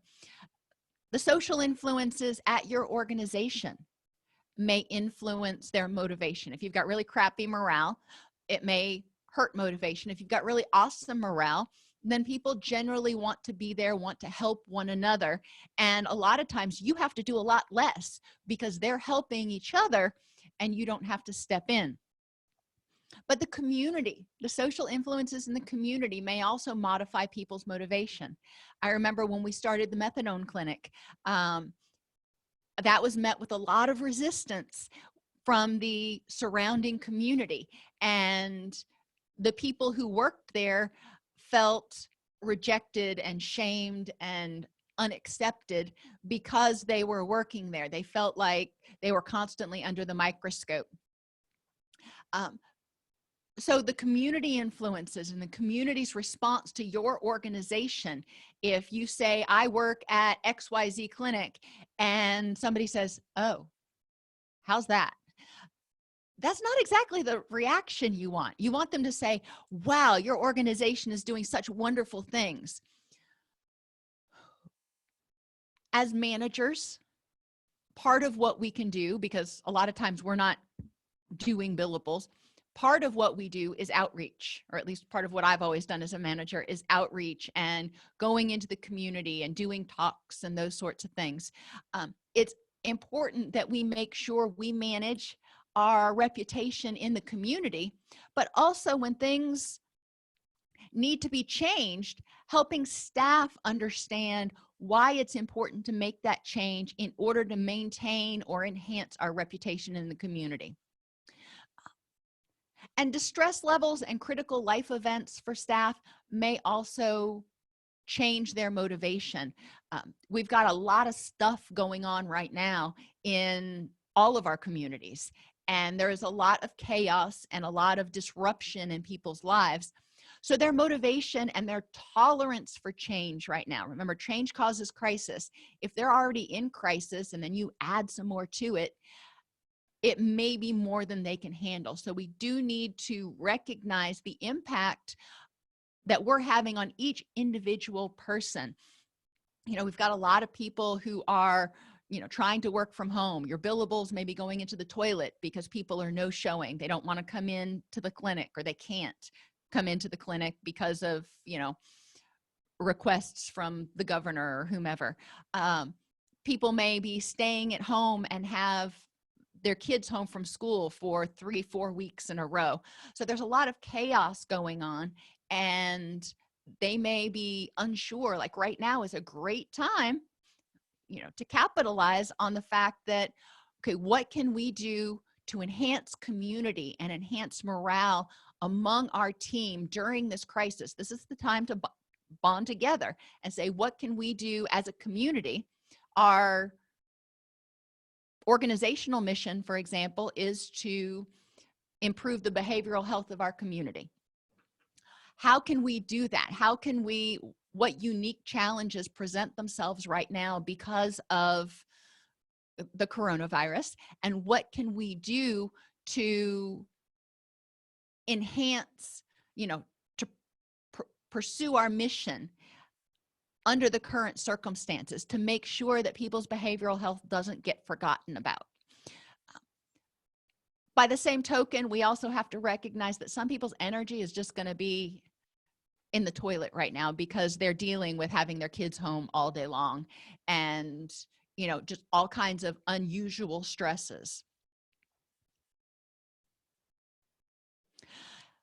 Motivated staff tend to get engaged and stay with you for a longer period, which saves the organization money. It increases the organization's reputation. You know, if somebody can go see that same therapist, you know, every year for 3 years, then they feel like there's some stability there.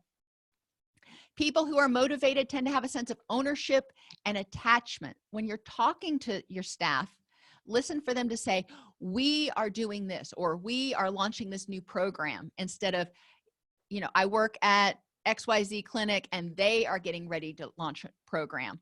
A lot of times when you feel attachment, I know even today, sometimes when I'm talking about one of my old clinics, I'll use the word we, and I'm like, oh, I'm not part of that anymore. It's they're doing a great job. But we want people to embrace the we. Motivation inspires people to grow and adapt, and empowers them to address instead of avoid conflict. If they feel like, okay, this is worth fighting for, basically, then when they see a problem, instead of ignoring it, they're going to do something about it. Just like when you have an open wound, you know, you see a problem, and a lot of times we're motivated to address it because we don't want it to get infected and get septic and all that kind of stuff. So we're going to address it instead of avoid it. When staff are motivated, it improves treatment outcomes, and it reduces a lot of the other problems that we've talked about in terms of, you know, apathy and doing the bare minimum. Let's get them on board. Let them have a say in what they're doing and how they're doing it, and create that sense of community and partnership in a positive way, instead of them creating a sense of community that as a rebel force. When we communicate, part of that motivational interviewing is remembering, and I know a lot of you have gone through motivational interviewing training, is using the ORS technique. Open-ended questions which respect staff's autonomy. Ask them, can you tell me a little bit about what has changed for you?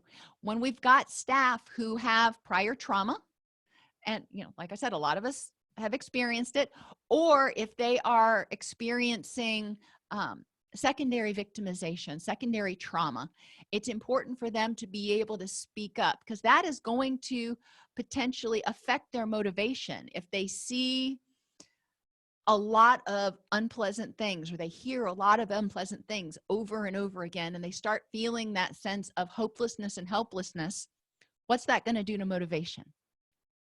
It's going to go in the crapper, because they're like, well, what's the point of me doing this? Because, it's not making a difference. We need to make sure staff feels hopeful and empowered, and we are recognizing the impact of the daily traumas that they experience, when they're talking with clients. If they're could be daily, could be weekly. I don't know how often you see your clients, but there's a lot of stuff there that can be triggering, or it just can be painful to hear. Ask them open-ended questions so they can volunteer stuff. Affirm their abilities to succeed, recognizing trauma-related issues and work challenges, acknowledging difficulties, and employing person-centered approaches to management.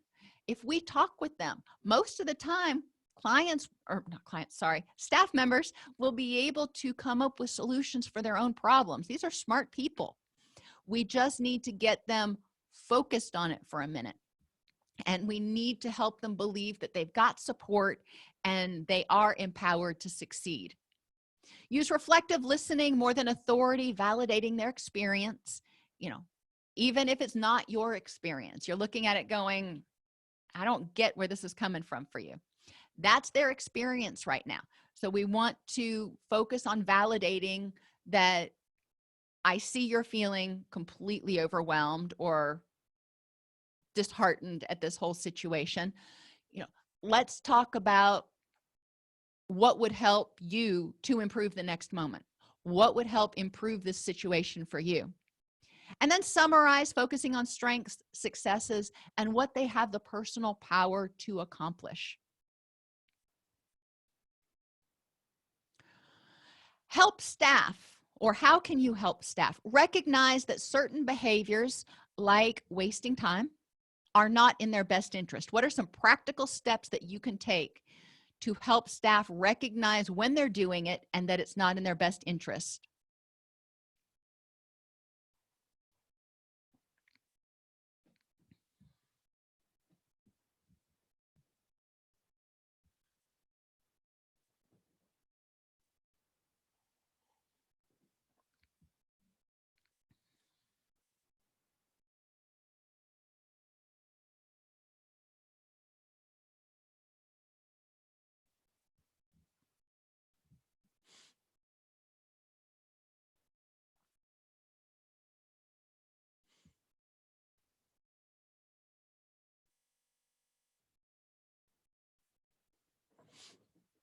Remember, their best interest involves keeping their job, helping clients, and maybe having a happy workforce. But definitely people got into this because they wanted to help people and they needed a job.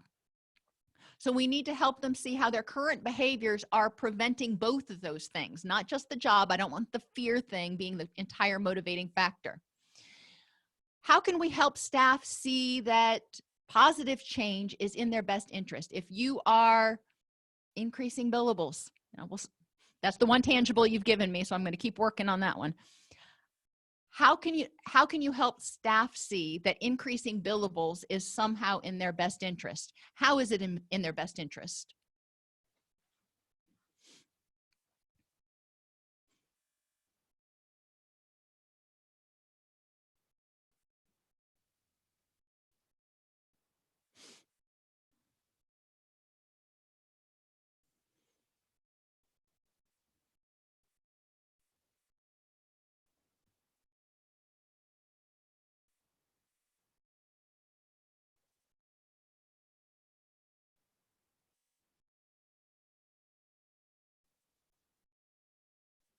Can you hear me, Dawn?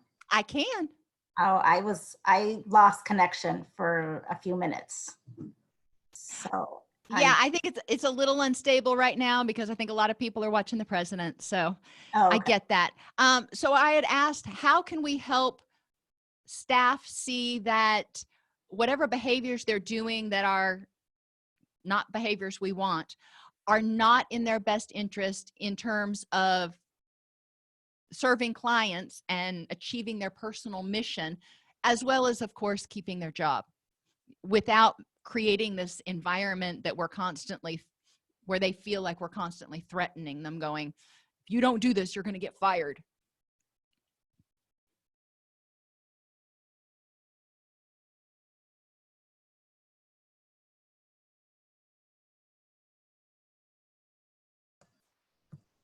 I think you already said it. Oh, Go back to, go ahead. Go ahead. oh, you were in and out, but I think you already said it, but really just connecting what is happening, their behavior with what they want to accomplish. Right. Oh, sorry. I just don't know if you're there because I lost your image now. Okay. But I think it can be difficult even to sometimes point out the behavior. Sometimes it's hard to be very specific, I think. Sometimes they want to say your attitude or something is affecting the team. Right. That's not helpful, right? We want to be very specific. Exactly. And that's a great point. When we are providing constructive feedback, we need to provide observable behaviors. So your attitude is affecting the team.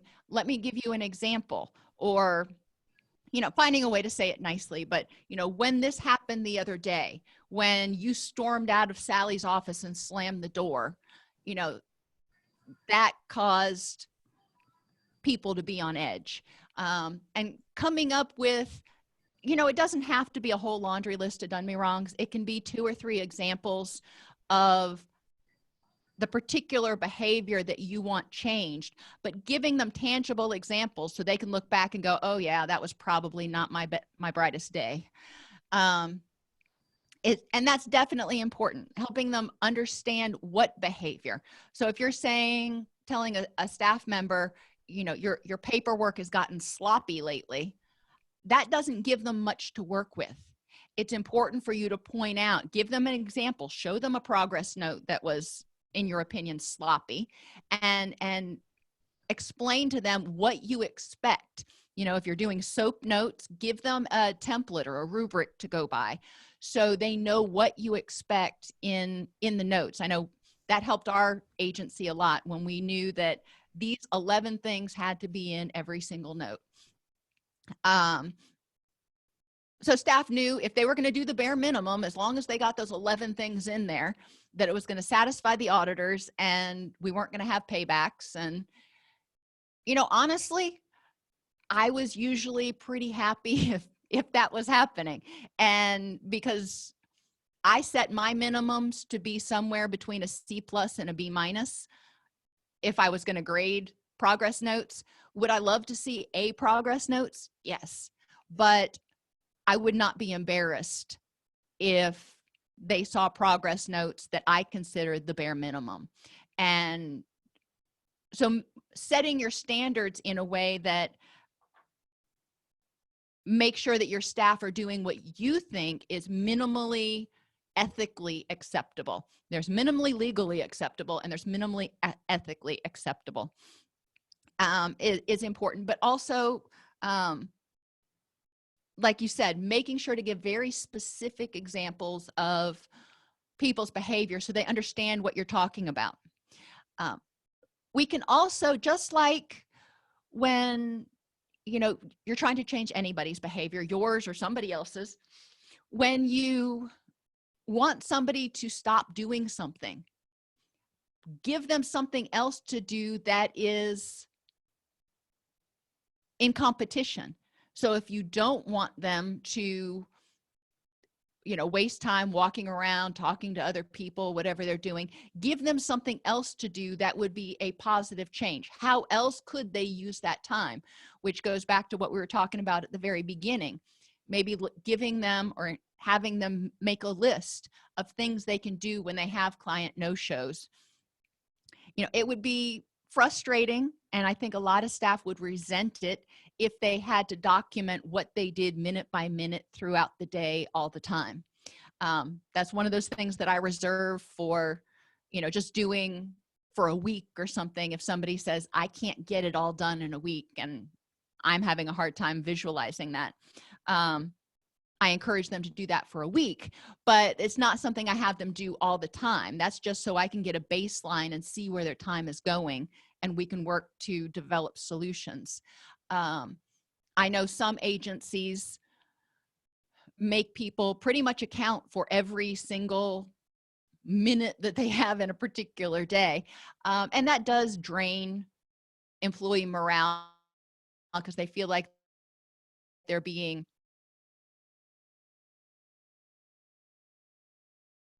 hounded. Instead, if you don't want them to, if they've got a quote bad attitude, identifying what that means, what does a bad attitude look like? What would you rather have them do? So maybe if you have, can you give me an example of a bad attitude?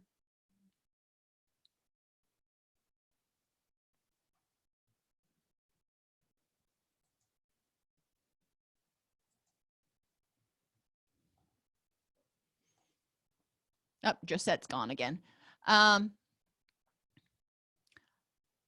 For any of the rest of you that are listening, if you have an employee that has a quote bad attitude, can you give me an example of what that looks like?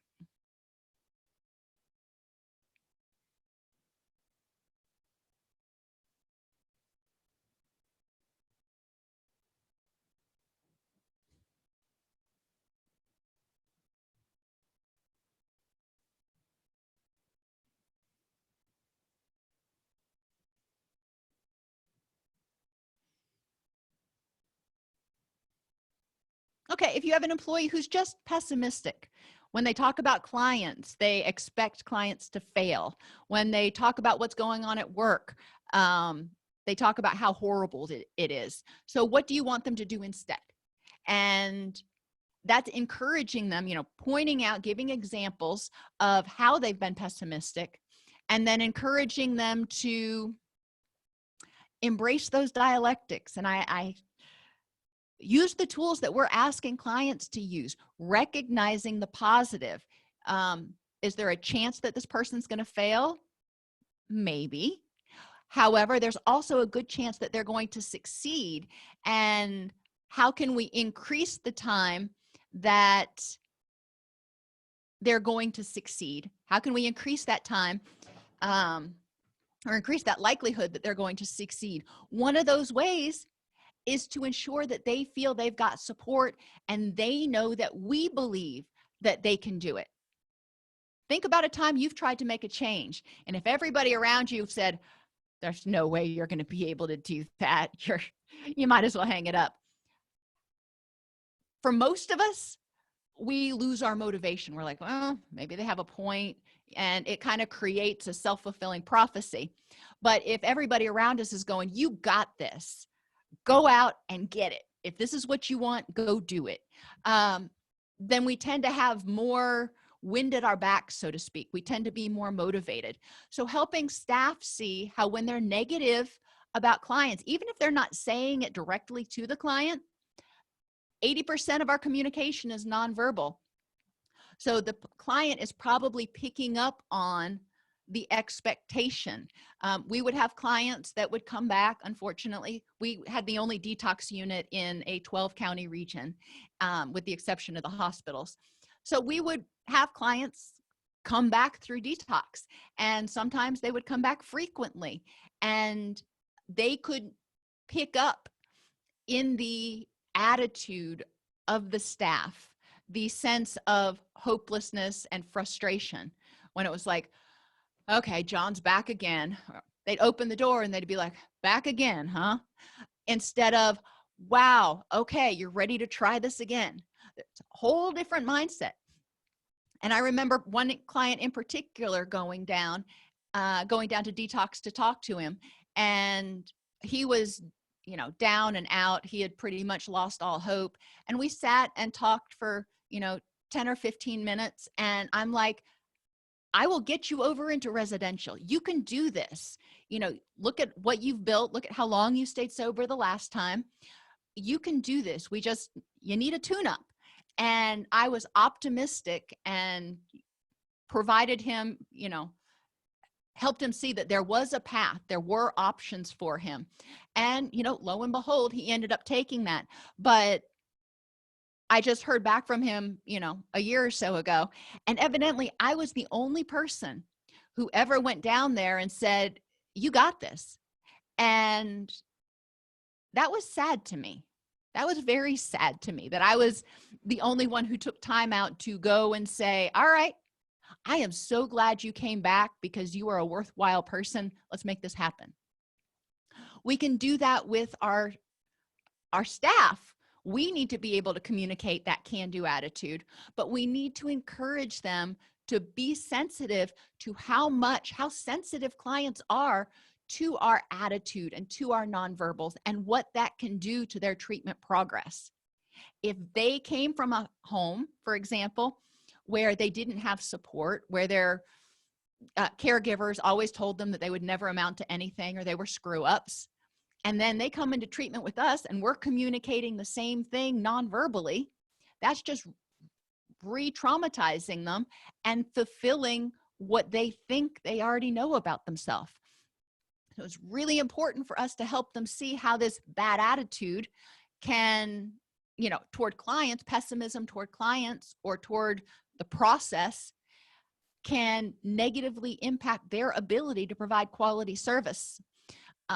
When it comes to pessimism about the workplace, it may be a little bit different, but helping them recognize their impact on the environment and what they can do to improve the situation. Bad customer service, we want to help people look at, what are they doing specifically? Obviously, that's bad customer service. Are they being short-tempered? Are they failing to follow through with things? And then help them see how that bad customer service is preventing them from accomplishing their mission. And some of our staff, unfortunately, just got into this field because they didn't know what else to do for a career. And so they don't have a passion for helping others. And motivating them is going to be a little bit different. You need to understand where their passion is and connect their behavior to their passion. But if we provide them or encourage them to think of alternative behaviors, instead of being pessimistic about this client's chances of success, where can we find optimism? Instead of being irritable with clients and providing bad customer service because we're overwhelmed, what can we do, or why is it important to make sure that we, provide that good customer service in order to fulfill our mission and in order to fulfill the mission of the agency? Even if they're in this just for the job, just for the paycheck, if we provide bad customer service, we ain't going to have customers. We don't have customers, you don't have a job. We can just break it down like that. So it's important to recognize the influence. When we provide bad customer service to people, when we provide a bad experience, they may never come back to counseling again or whatever service you offer. They may never come back again. So you may have inadvertently contributed to mental health problems for that person in the long term because they think it's a very scary, unpleasant place. We want to make sure that staff feel competent to change. And this is really important if you're asking them to do something new. If you're asking them to start seeing a whole new type of client, it's going to be important to make sure they feel competent to do what you're asking them to do. If you're asking them to see kids and they've never had training in play therapy and they've never had training in working with kids, Well, that's going to be something to look at. If you're asking them to work with people from a different culture, it's going to be important that they feel confident to work with that culture, or, you know, you provide them with the tools, resources, and supervision they need in order to develop those competencies. If we don't feel confident, we're not going to be motivated. Help them develop a plan for change. If they need to develop a sense of competence, say, okay, what trainings do you need? What kind of supervision do you need in order to feel comfortable doing this? And it could be as something, I've told you guys in the prior sessions that for a lot of my staff, writing a treatment plan was a huge bugaboo. So a lot of times treatment plans wouldn't get written, or they'd be sloppy and incomplete because staff just didn't feel competent writing them. And it was important to help them see why treatment plans were important for the change process, but also to talk with them about, okay, what resources do you need to be able to develop this skill? Do you just need a book? Do you need some online training?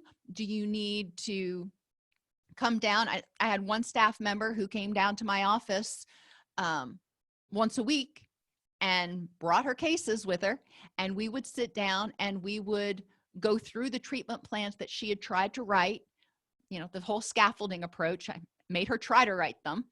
And then we would talk about what she was intending to happen, or what she and the client had decided would be the plan, and how to put that into the treatment plan. And we did that, I think 3, maybe 4 weeks. And then she really finally started getting the hang of it. So we need to ask how much hands-on help, or how can we help you? Other things I've done when I've had interns, I've paired them with a more senior person who had that skill.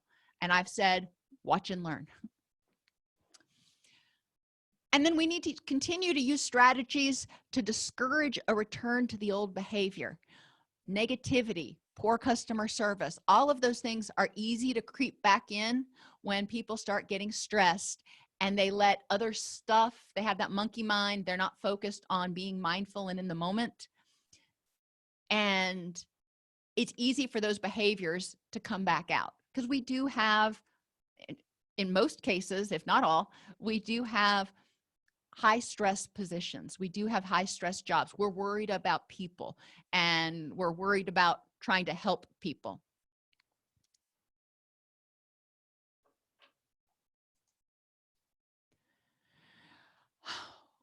In order to increase motivation, we need to make sure that people have the ability, willingness, and readiness. And we talked about this last time a little bit, but it's important to make sure that they have the skills.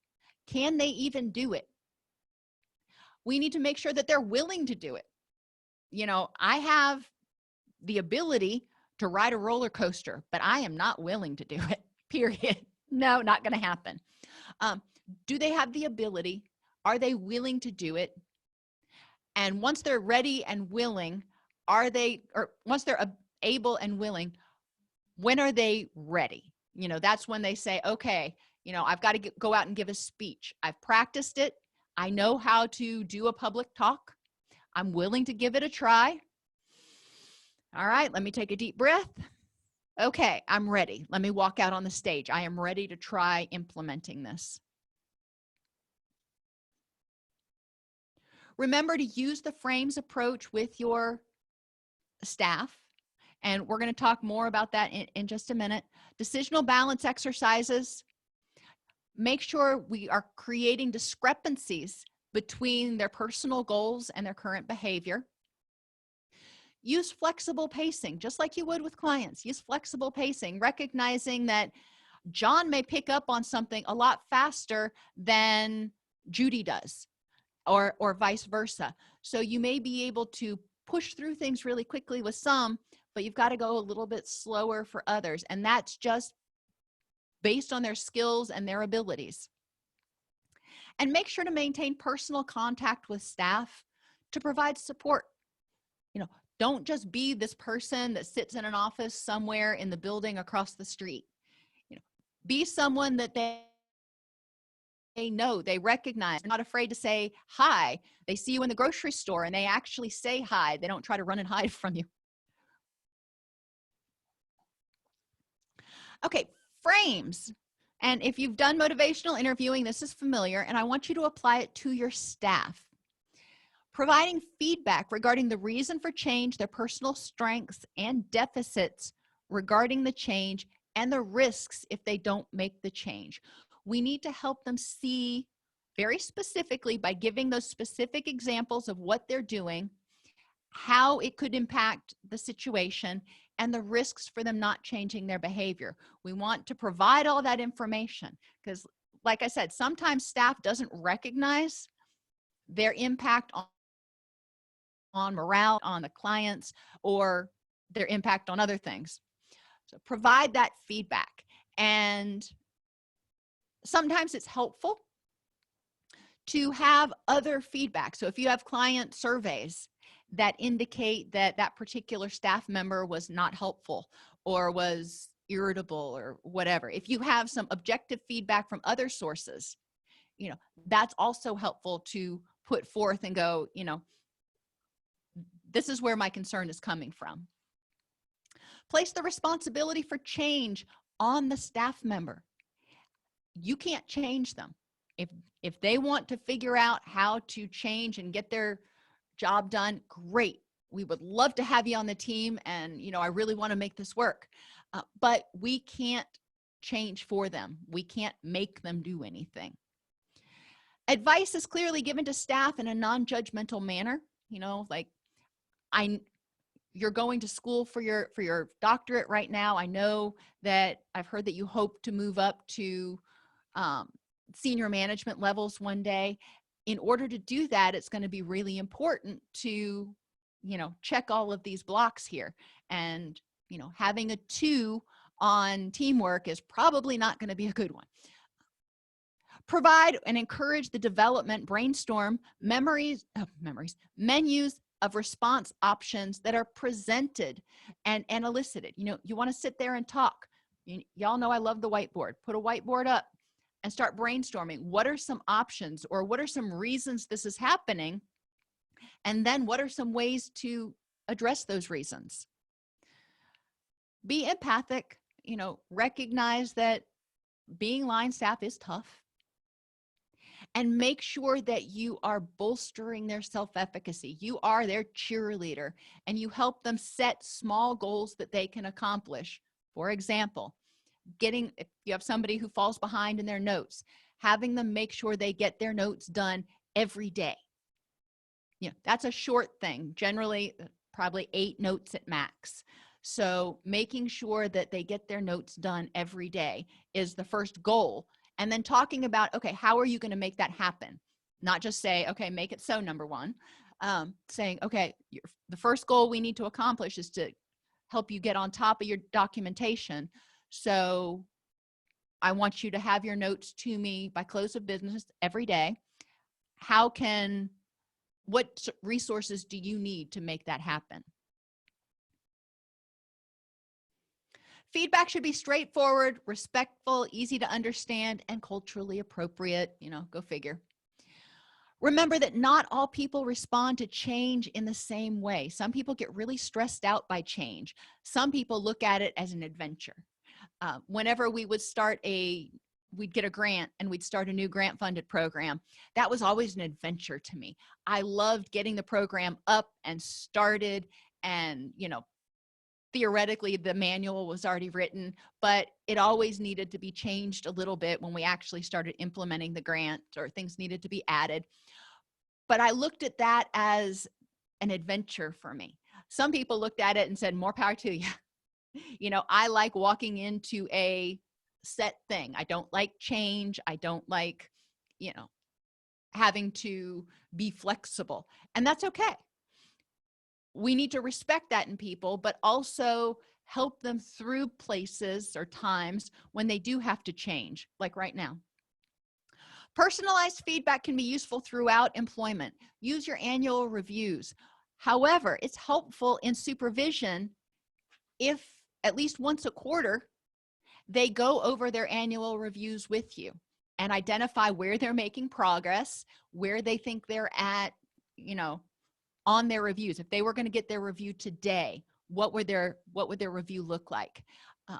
I used to give them a blank copy of their review once a quarter. And I would say, why don't you fill this out? And then we'll talk about it in supervision to make sure we were both on the same page. So we always had open communication.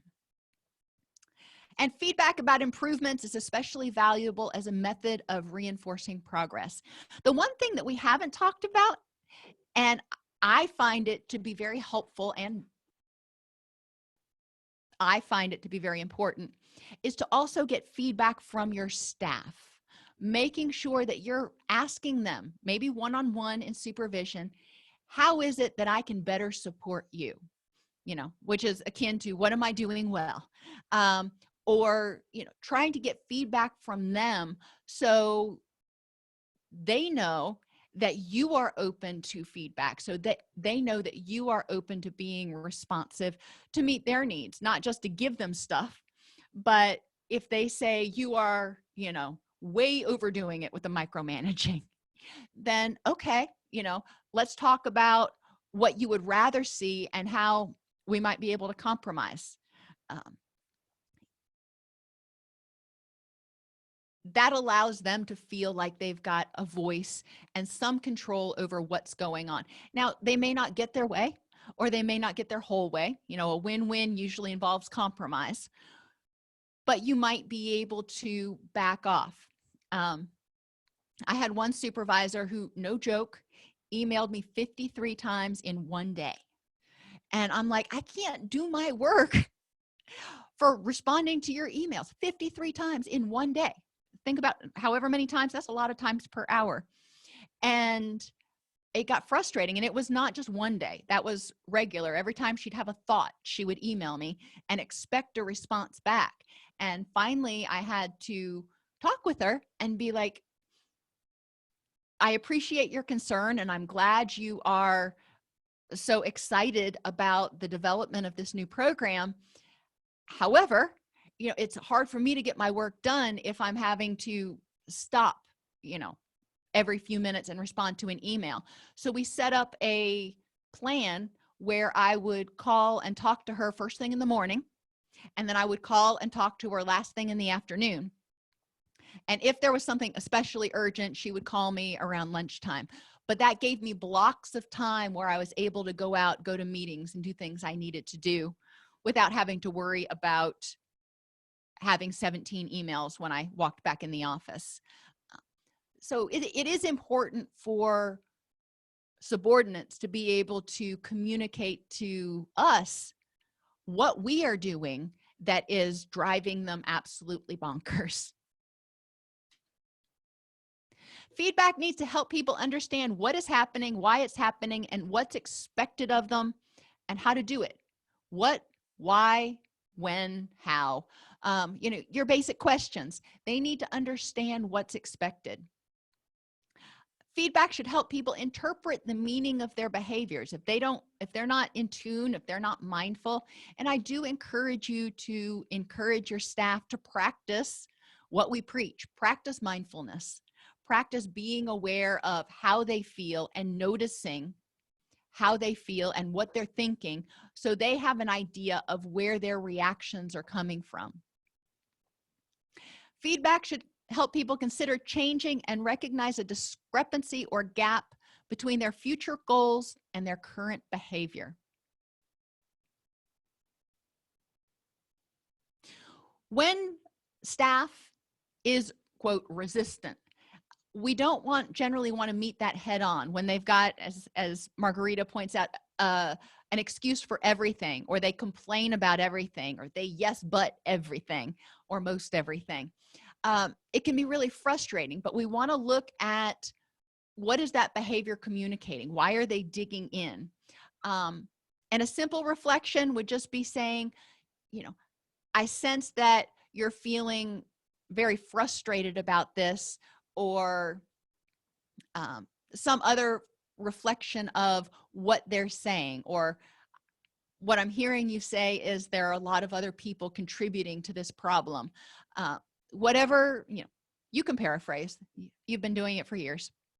Double-sided reflection acknowledges what they've said, but also states contrary things that they've said in the past. So if the staff member says, maybe I should just quit, then I wouldn't have to deal with all your nagging. Okay. As a supervisor, you might respond with something like, you can see that there's some real problems here, but you really like working with this population. I've heard that in the past. And quitting is clearly not what you really want to do, or you wouldn't be here having this discussion. There's some ambivalence there. Making sure that you have your arsenal prepared, so to speak, it is really important to identify if they say one thing, but you believe in most of the time they feel a certain other way, or you believe that in their heart they feel a certain other way. You may want to identify that ambivalence, identify how they're feeling right now, but also bring that ambivalence to the fray to encourage them to start looking at, okay, well, maybe I need to figure out exactly what I want to do. Shifting focus helps the person shift focus from obstacles and barriers. If staff says something like, I can't do groups today because I'm overwhelmed with all this documentation, or I can't get my notes done because I can't get the numbers I need to do the notes, we can say, okay, you're way ahead of me. We're talking about how you might alter your process so you can get your documentation done easier and you don't get so far behind. Instead of starting to jump ahead and tell me all the reasons why you can't do it today, that's ahead of where we're at. Right now, we're talking about just brainstorming some ideas that might help you in the future get your documentation done. And finally, you can agree with a twist. And we're going to stop as soon as we do this one, we're going to stop for lunch. Staff may say, why are you always so stuck on documentation? You would be behind too if your caseload was this big. We've heard that. Or you wouldn't be making billable hours either if you had this many people calling out. As a supervisor, acknowledge it. You've got a good point. There is a bigger picture here. It's not as simple as one person's documentation or as simple as just setting appointments. I agree that we shouldn't be placing blame here. You know, we're not placing blame. You didn't make your billables, but I'm not blaming you. I want to look at the situation. Problems like these involve the whole organization. A lot of times people feel criticized, hyper analyzed, whatever word I'm looking for, when some of these things happen. They feel like they're being blamed. And while there may be a part in it that they're to be blamed for, we want to help them see the big picture and see the bigger organizational issue of why you're having high no-show rates, see the larger issue of why people's morale is in the toilet, or whatever the case may be. Okay, let's take a break until after lunch. You are, as I said earlier, we're probably going to get out early today. I'm thinking probably about 2:30, since we're not doing as many group activities, but we will reconvene at 12:30.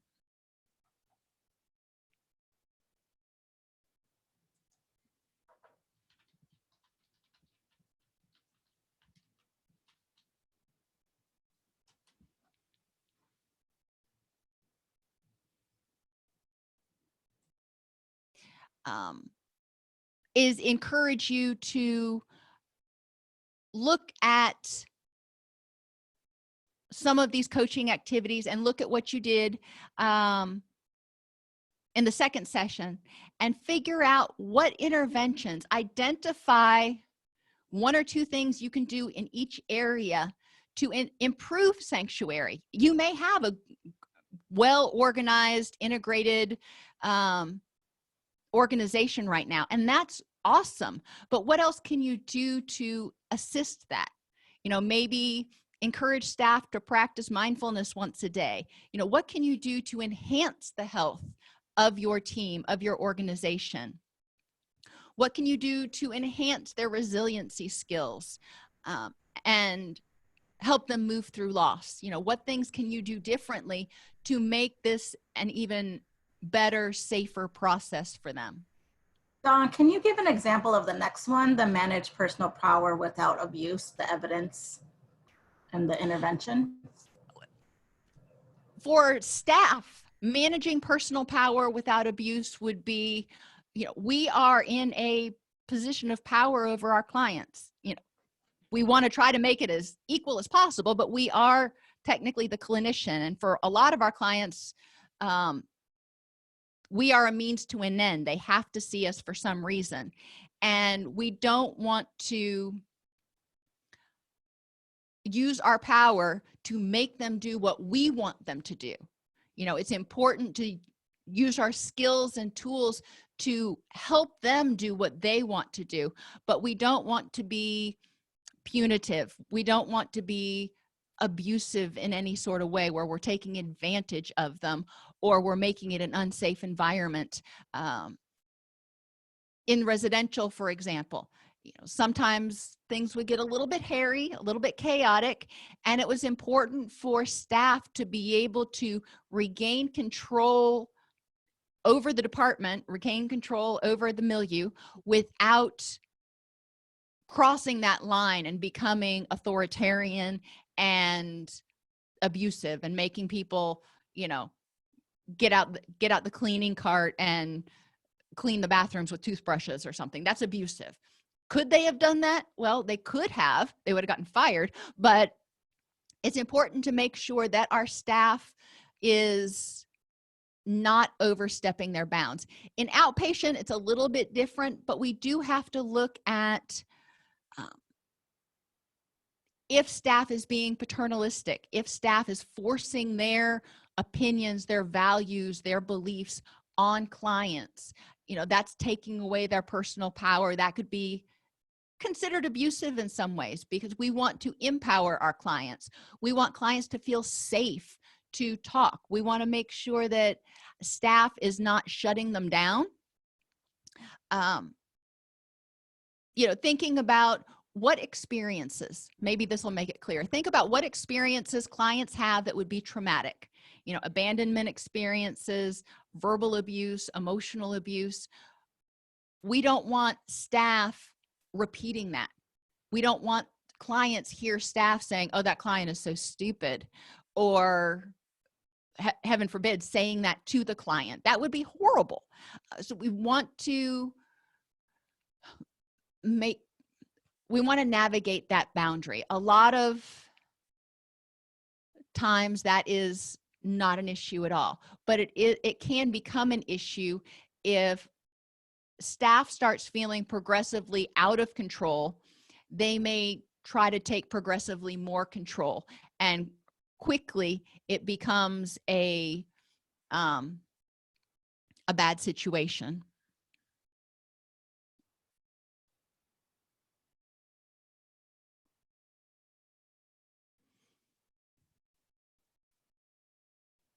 In what ways, so let's just ask that question, in what ways in your settings can clinicians abuse their power?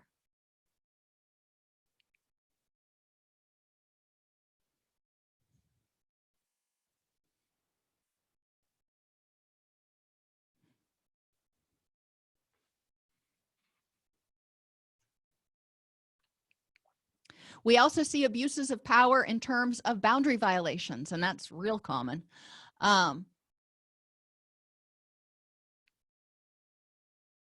That's important to make sure that we have staff, you know, regularly checking themselves and their motivations for what they're doing.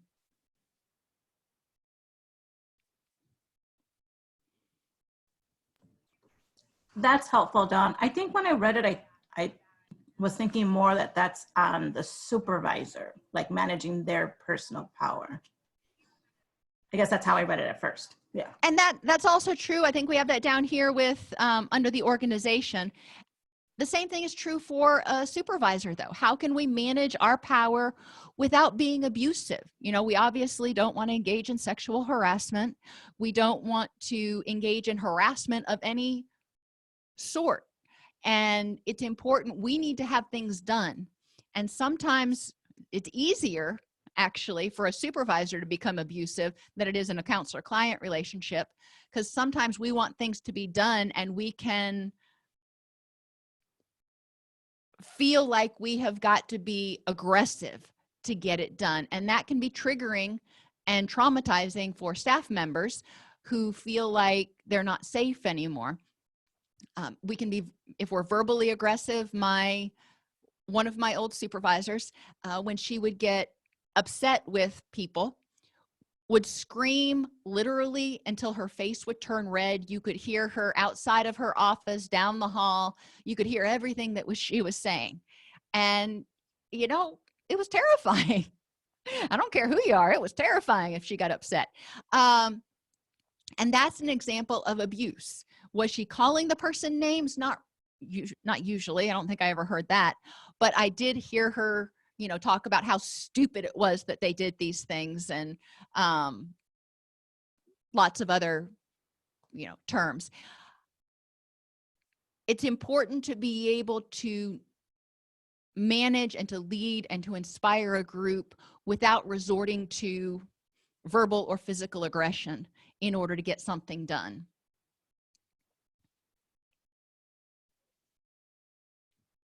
And that also goes down to effectively regulating emotions. Knowing how we feel, why we feel that way, and how to deal with it is really important for staff. If they're having a bad day, we all have bad days, but they need to be mindful of what they're feeling, why they're feeling that way, and what they need to do to regulate it, so they can do their job, or if they need to go home. Sometimes there is enough of a crisis that you can't regulate it, and you do need to just go home for the rest of the day.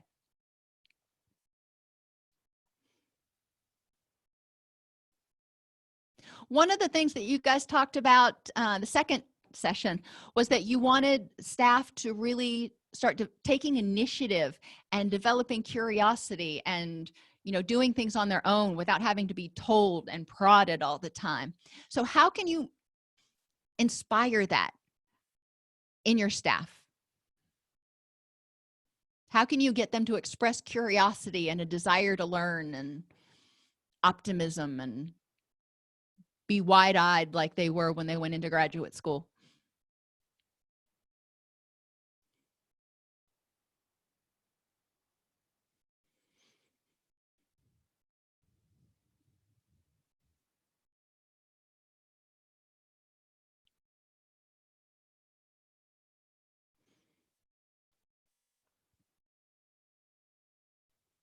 The theory of trauma-informed supervision is that if we create a space that is safe, that is nurturing, and that is empowering, and it resists re-traumatization of both staff and clients, that we are going to have a lot of positive energy that encourages people to take steps. So let's look at it from a different perspective. Since you're saying that your staff doesn't usually take initiative and have curiosity and a desire to learn, let's look at it from a different perspective and ask why. Where's that curiosity at? Why are they not feeling excited and enthusiastic and curious?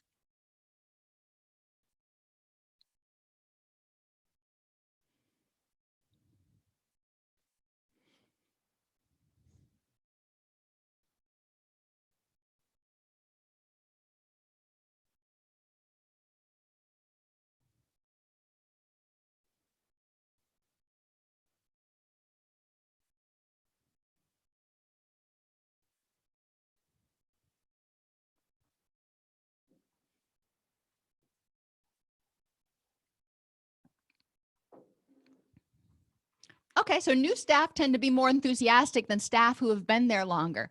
So let's play off of this new staff enthusiasm. And when new staff come in, really get excited about what's going on and the changes they can make, and remind staff that have been there a while, how being enthusiastic and being curious can actually lead to positive changes for them. So they see, oh, this person came in, they had an idea, they were enthusiastic, and look at where they are now.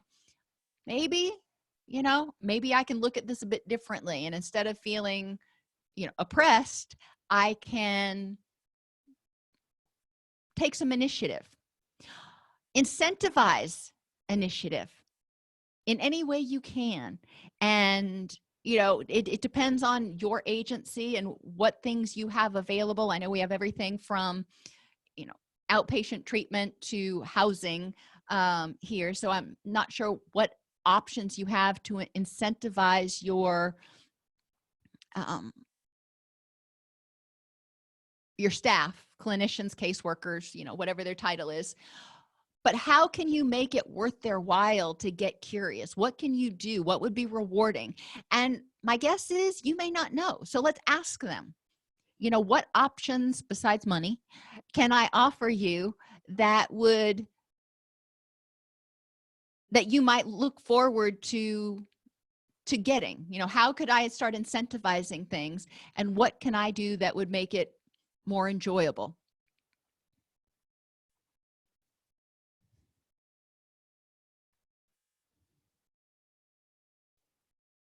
What makes you curious? What motivates your curiosity and desire to learn?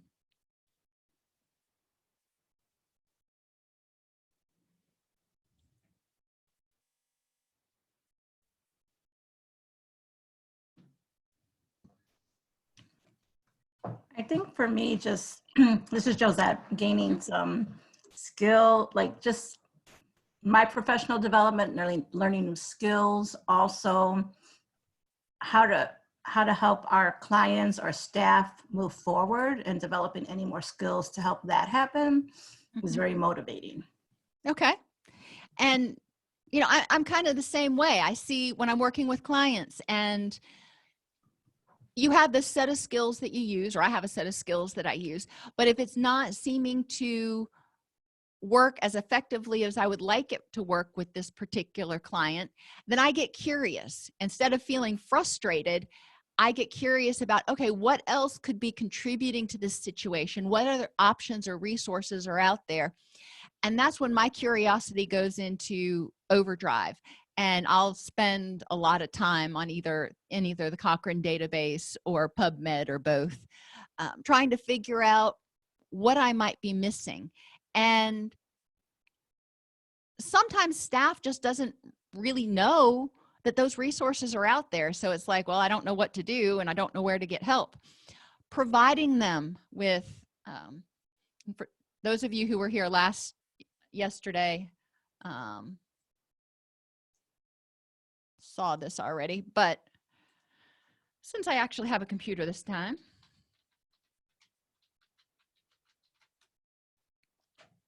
if you go to the Cochrane database,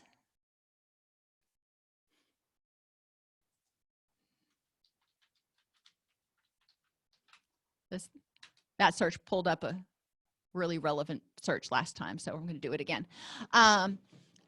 The Cochrane Library has already gone through PubMed. They've already looked at studies. They've already done the meta-analysis to identify what things might be helpful. And in this particular search, we're looking at whether PTSD, the impact of PTSD and EMDR.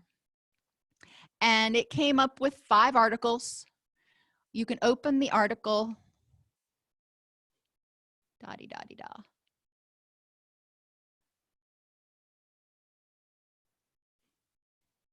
And then it tells you about the studies that they looked at.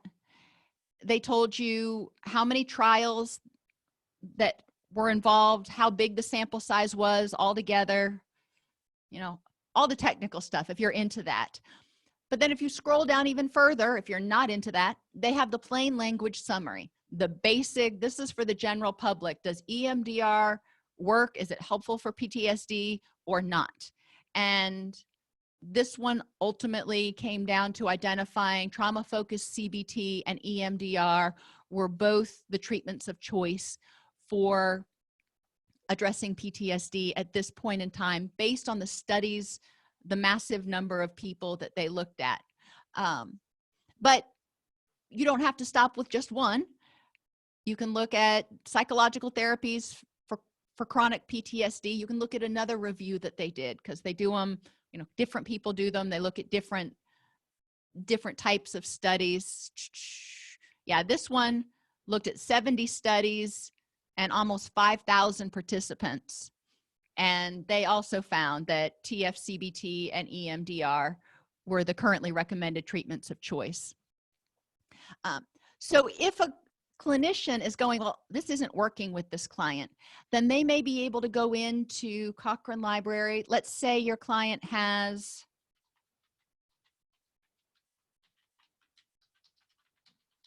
fibromyalgia and depression.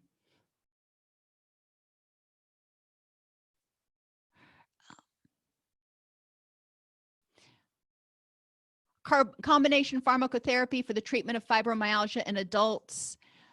So you can start looking and seeing if there have been studies that have looked at concurrent treatment of mood disorders and fibromyalgia. A lot of clinicians haven't worked a lot with physical health conditions, so they may not know the overlaps. So that's one thing. They can go to, no.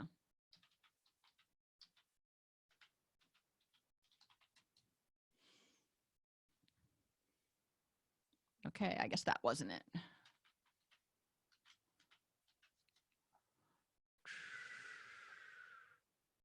No, I guess it's drugs.com or RX list. I was getting my things confused. But you can look at side effects checker for different drugs. We'll put in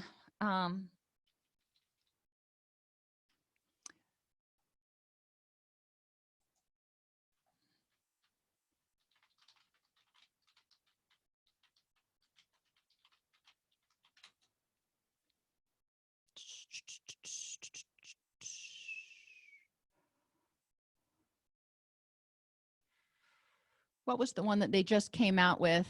If you were here yesterday, it's Singular. Singular. Thank you. So you can go to drug side effects and type in Singular. I don't know if this one's been updated yet, but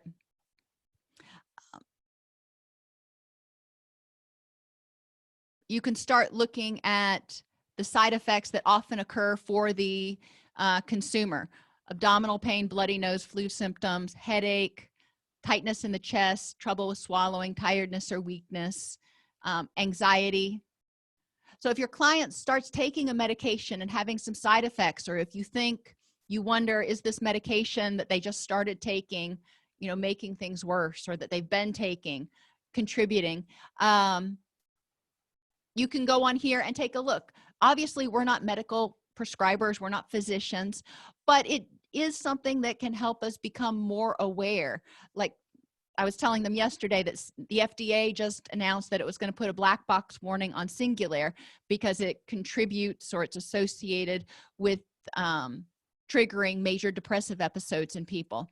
So if you hadn't seen that, you might not know that, and it's important to pass that information around. So even taking initiative like that to improve client care by letting everybody on the team know, hey, did you see this article that recently came out, can be a good thing, and we can reward that.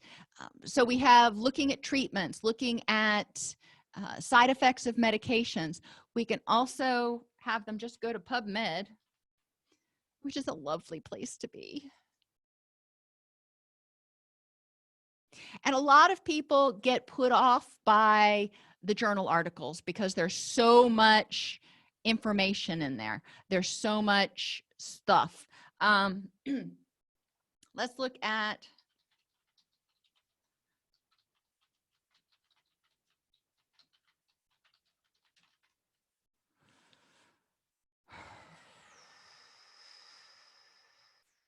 sure, why not? And then they can set this for free full text so they can read the whole article. 5 years so they know it's something recent.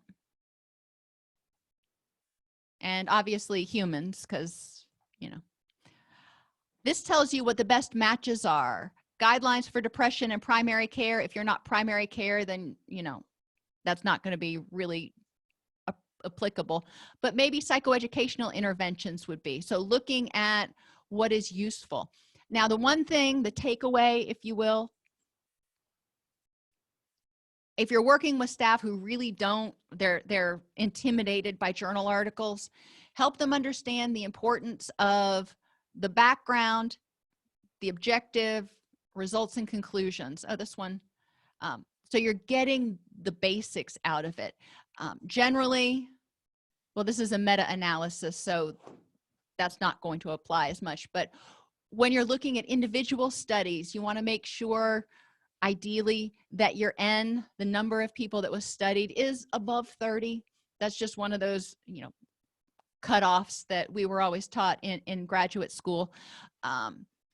But as far as what kind of analysis were run and whether it was a multivariate ANOVA or all the statistical stuff, a lot of people, that's going to be over their head and it's going to be frustrating to read. So just going down and looking at the results and the conclusions, and then if it seems like it's something that is beneficial and they want to know more or they want to understand more about the study, then they can always seek consultation. But this at least gives them some information about, from the horse's mouth, so to speak, about what the current research says. So they're not wondering, is this valid? Is this evidence-based? You can look at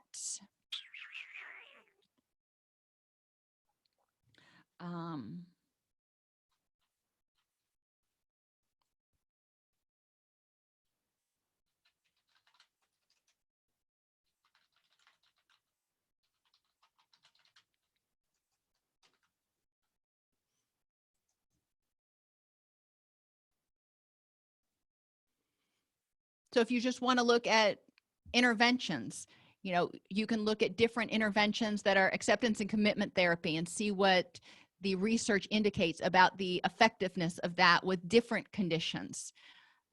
So there are a lot of different things that staff can do, but I find that a lot of people just don't even know that these resources exist. So once they know that there's something out there that might give them some information, it can encourage them to get curious and at least go poke around a little bit.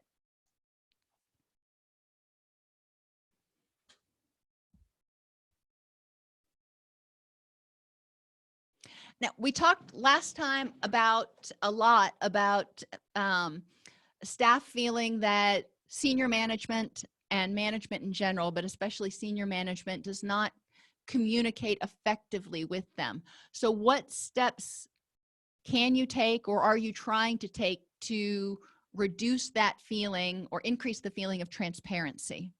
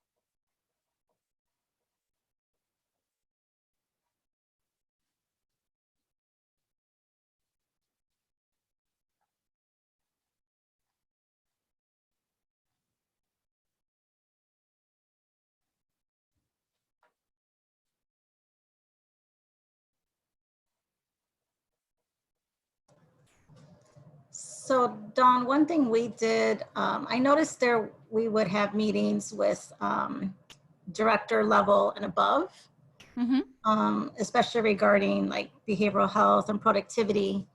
And they had a meeting inviting supervisors. So including the direct supervisors to explain finances and numbers and how to communicate with staff. Okay.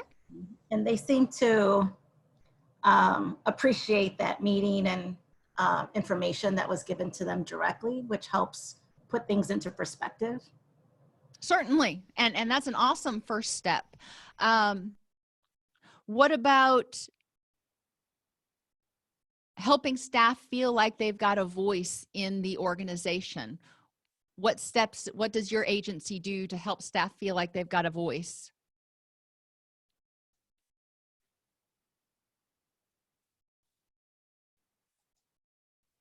Or do any of your agencies take to help staff feel like they've got a voice? Like if something's wrong, they can actually say something and make a suggestion and at least get it considered.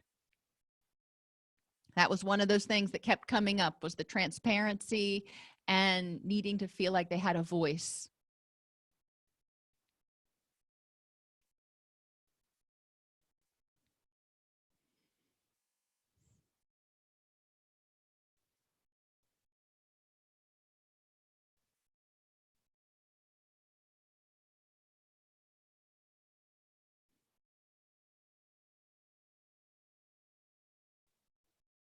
Okay, so a lot of people are saying that's still not happening. And I would challenge you to figure out ways that that might be able to happen and then make that a suggestion.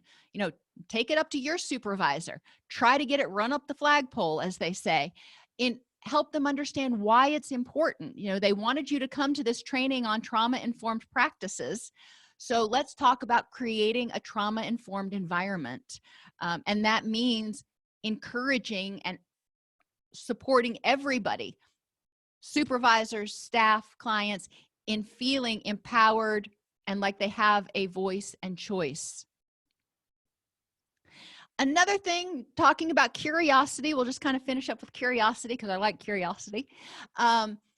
We can encourage intellectual curiosity in our staff, but we can also encourage curiosity in terms of be curious about your clients. You know, why are they reacting that way? Why are they, you know, why do I have a lot of people not coming right now? Let me get curious and find out why I've got a higher no-show rate this week.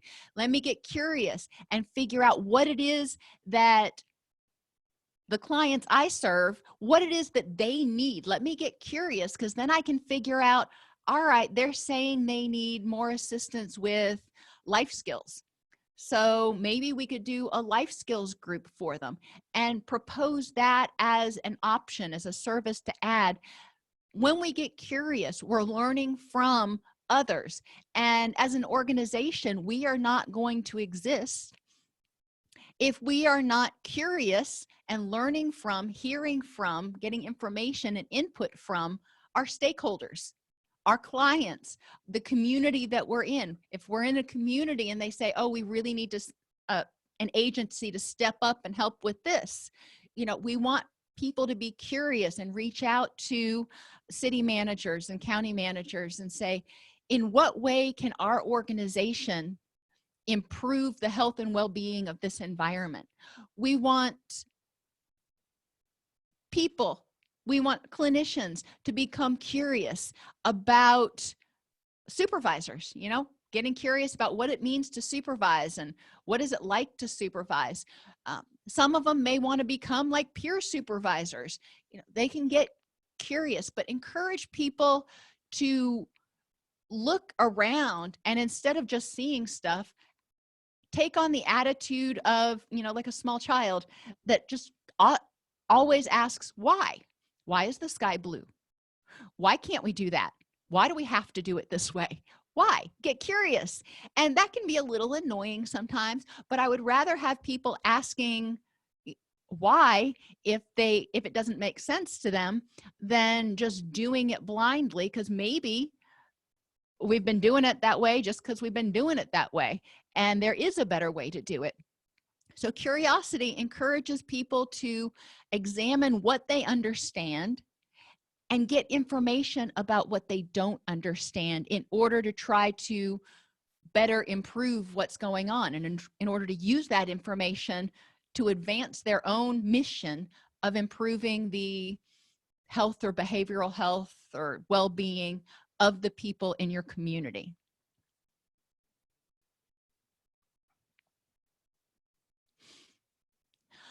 Okay, I really encourage you to go through the things that we've talked about, especially this down here.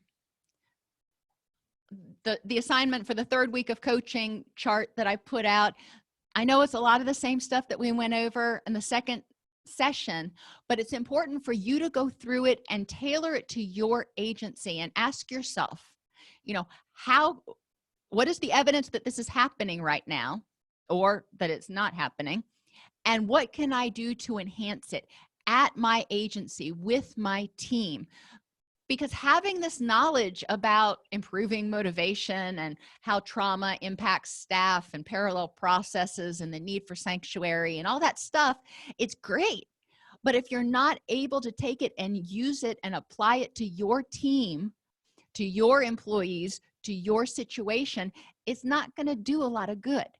So I would encourage you, I'm going to stick around for coaching and, individual discussion as long as you want to, but it's really going to be important. I can't stress that enough, for you to actually take the stuff we talked about and apply it. If you didn't get the stuff that I sent out from week 2, remember all those when we went around the room and wrote on the white paper and stuff, all those activities we did, I summarized all those, put them together, and I emailed them out. If you did not get them, let me know, and I would be happy to dig them up and get them for you again.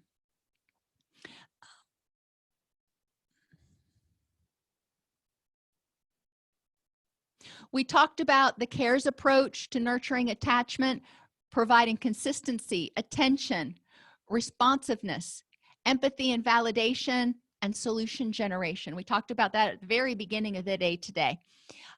One example of how this might play out in your organization, if June works at a domestic violence shelter and is an animal lover, she often sees people coming into the shelter who are devastated that they had to leave their pets behind to an uncertain future with the abuser.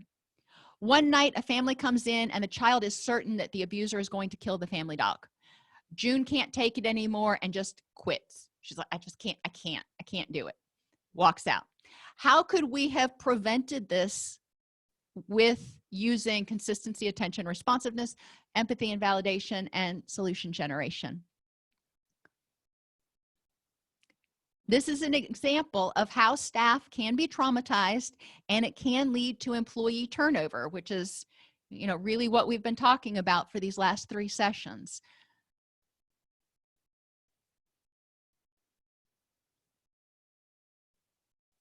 How would consistency have helped prevent June from quitting?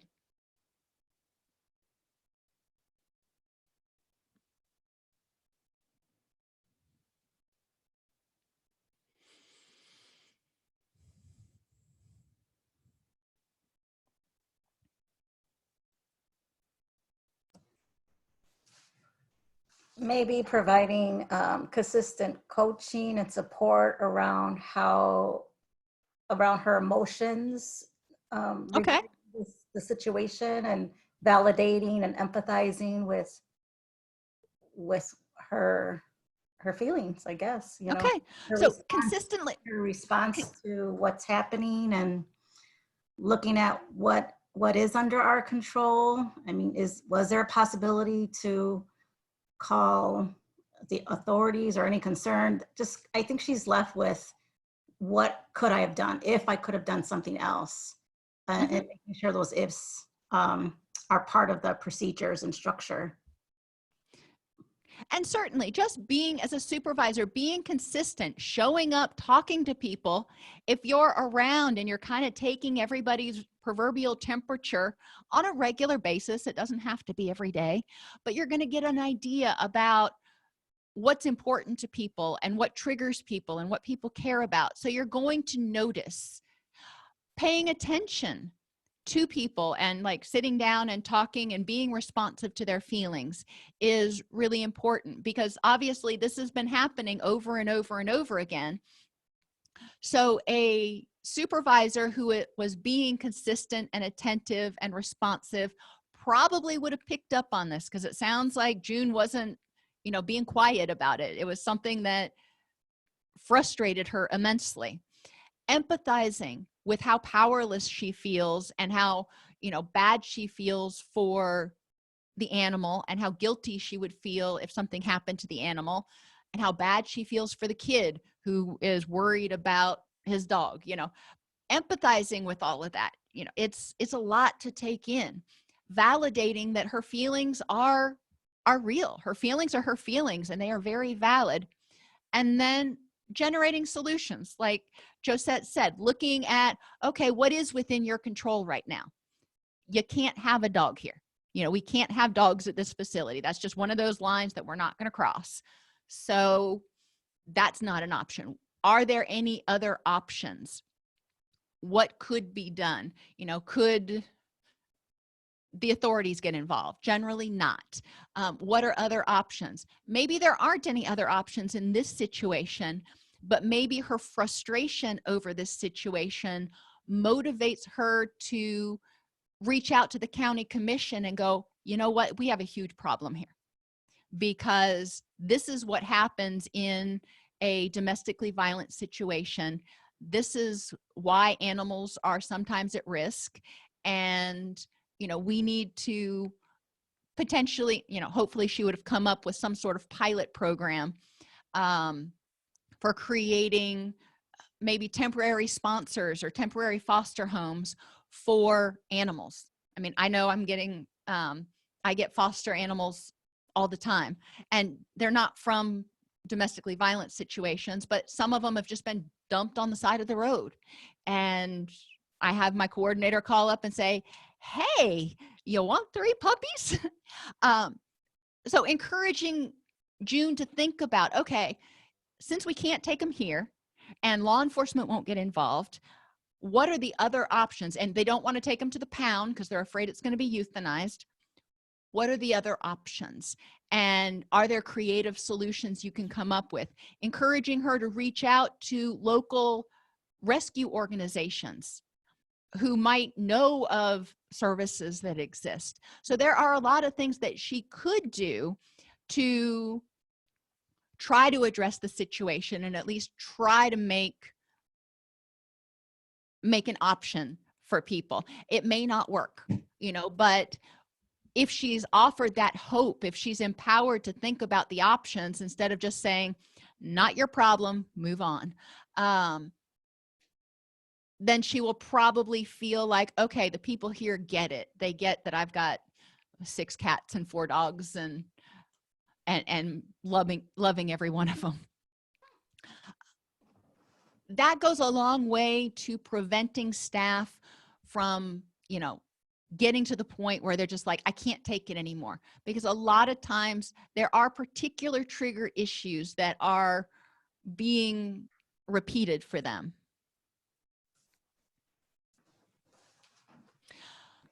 Within your staff, you want to build a community. Remember that a community is a group of people coming together to work toward a common goal. Remind people, what is your organizational mission? When you hire people, screen them for a belief in that mission and identify the strengths and your weaknesses of your staff to create a balanced team. If you know you've got some really strong people for adult counseling, but you don't have hardly anybody who feels competent or is trained to work with kids, work with their skills, balance their skills, trying to create a community where they synergize and they can help one another accomplish the organizational goals.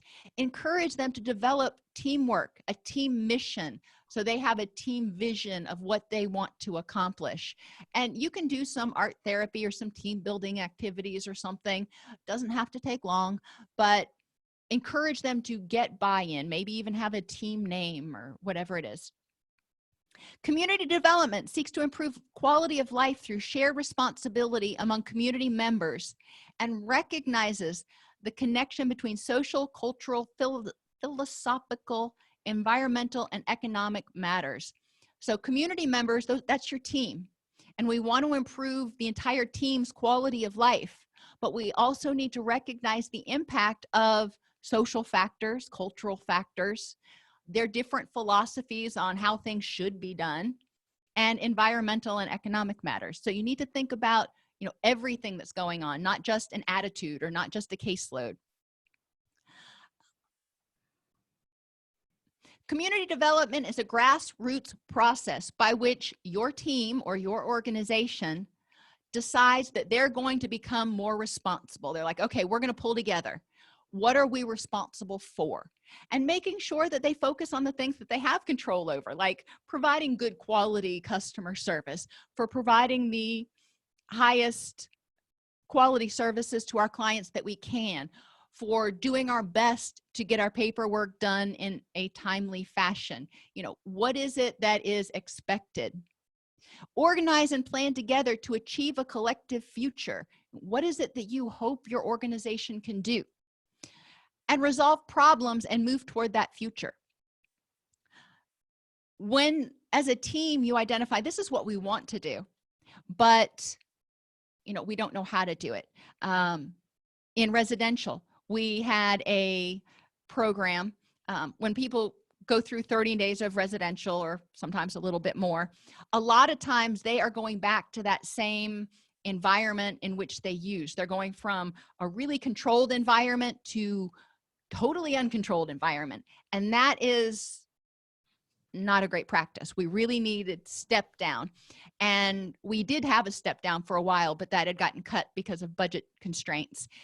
And we needed to think about a way. We were like, okay, how can we help people stay safe when they discharge from residential? Because we're seeing them discharge and they are, they're doing well, but they get out and within a week or 2 weeks, a lot of them had relapsed because they went from having counseling 20 hours a week to having counseling 2 hours a week. And, of course, they were supposed to go to meetings and all that stuff, but that didn't necessarily happen. They went from mega structure to no structure, kind of like when you go from living at your parents' and in high school to your first year of college. There is a huge change. And we were trying to figure out, okay, how can we get that step down system back again? And ultimately, we were able to come up with that. But as a team, we identified that one of our goals was to help people not only get clean and sober, but stay clean and sober. And one of the problems people were facing to staying in recovery after they got out of residential was they were in an unhealthy environment and they had to step down too quickly. They had to leapfrog. They didn't go to IOP first and yada, yada. They went straight from residential to aftercare.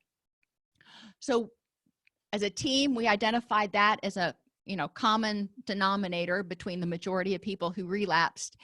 And we brainstormed, okay, how can we solve this problem in a way that is meaningful for the agency and meets the needs of the clients who want that service? Encourage your staff to do that. If they see a problem, instead of complaining about it, we have all these people who are no-showing. Okay, well, that's not part of your vision. Your vision is not to sit around and complain. That's not why you got into this. So let's get curious. Let's build a community. Let's put our brains together. Let's observe what's going on. Develop healthy options for communication and problem solving so people feel like they're able to say what they need to say in a safe environment. Reduce burnout and trauma as a community by mitigating risks, making sure that people have adequate supervision. We've talked about that a lot. And enhancing those protective factors. We talk a lot about preventing things, but what are the protective factors? Like making sure that staff is, not working back-to-back double shifts constantly and getting completely worn down, making sure that caseloads are somewhat equitable, making sure that people have positive experiences and helping them focus and notice the positives that are going on. All of those can help build community, keep morale up, and keep you going strong. Oops. Effective community development is a long-term endeavor. Staff create a vision. And when new staff come in, they help to build upon that vision. We want to introduce them to what we're building, to this creation, and they can help build upon it. And they add their own flair to it, but they're helping to build upon it. And we're constantly working on developing this community. You don't just build it and go, okay, that's done. next thing. You're constantly improving, just like when you're in a marriage. You get together in a marriage, and that's a long-term endeavor. You're constantly working and building that relationship and enhancing it. Well, this is kind of like a family that you're working on. You're trying to build that family community, and you're going to have to adjust as people change a little bit. There's going to be some give and take in the system. Building community is well planned and anticipates changes in staff, budgets, and population served. Now, that's easier said than done, but we do need to know, if we know that with regularity, budgets get cut, we need to kind of plan for that ahead of time. And that's what we do as supervisors. But we also need to anticipate staff changes. For example, if you've got an employee who is, 73 years old, and at some point, that person's going to retire.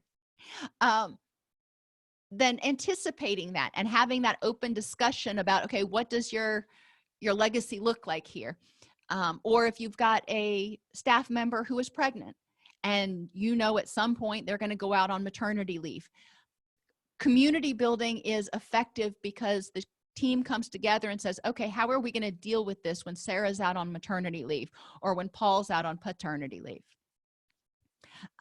It's inclusive and equitable to all stakeholders. It's holistic and integrated into the bigger picture. So your team thinks about, how do we fit into the community at large, into the recovery-oriented system of care? How do we matter? How are we an important link in this recovery chain? It's initiated and supported by community members, not just management. So that's where we need to encourage that curiosity. And the more they look around, the more they get curious, the more they're going to identify opportunities that they may be able to capitalize on, and maybe they can create their own program. Communities building benefits staff, enhancing job satisfaction, and benefits clients by improving outcomes and expanding capacity. If we've got a healthy, efficient, well-functioning team that is not calling in sick all the time, and we don't have a lot of turnover, we're going to be able to serve more clients every single year. That's just the way the numbers work out. So if we can do this, if we build community, we can serve more people.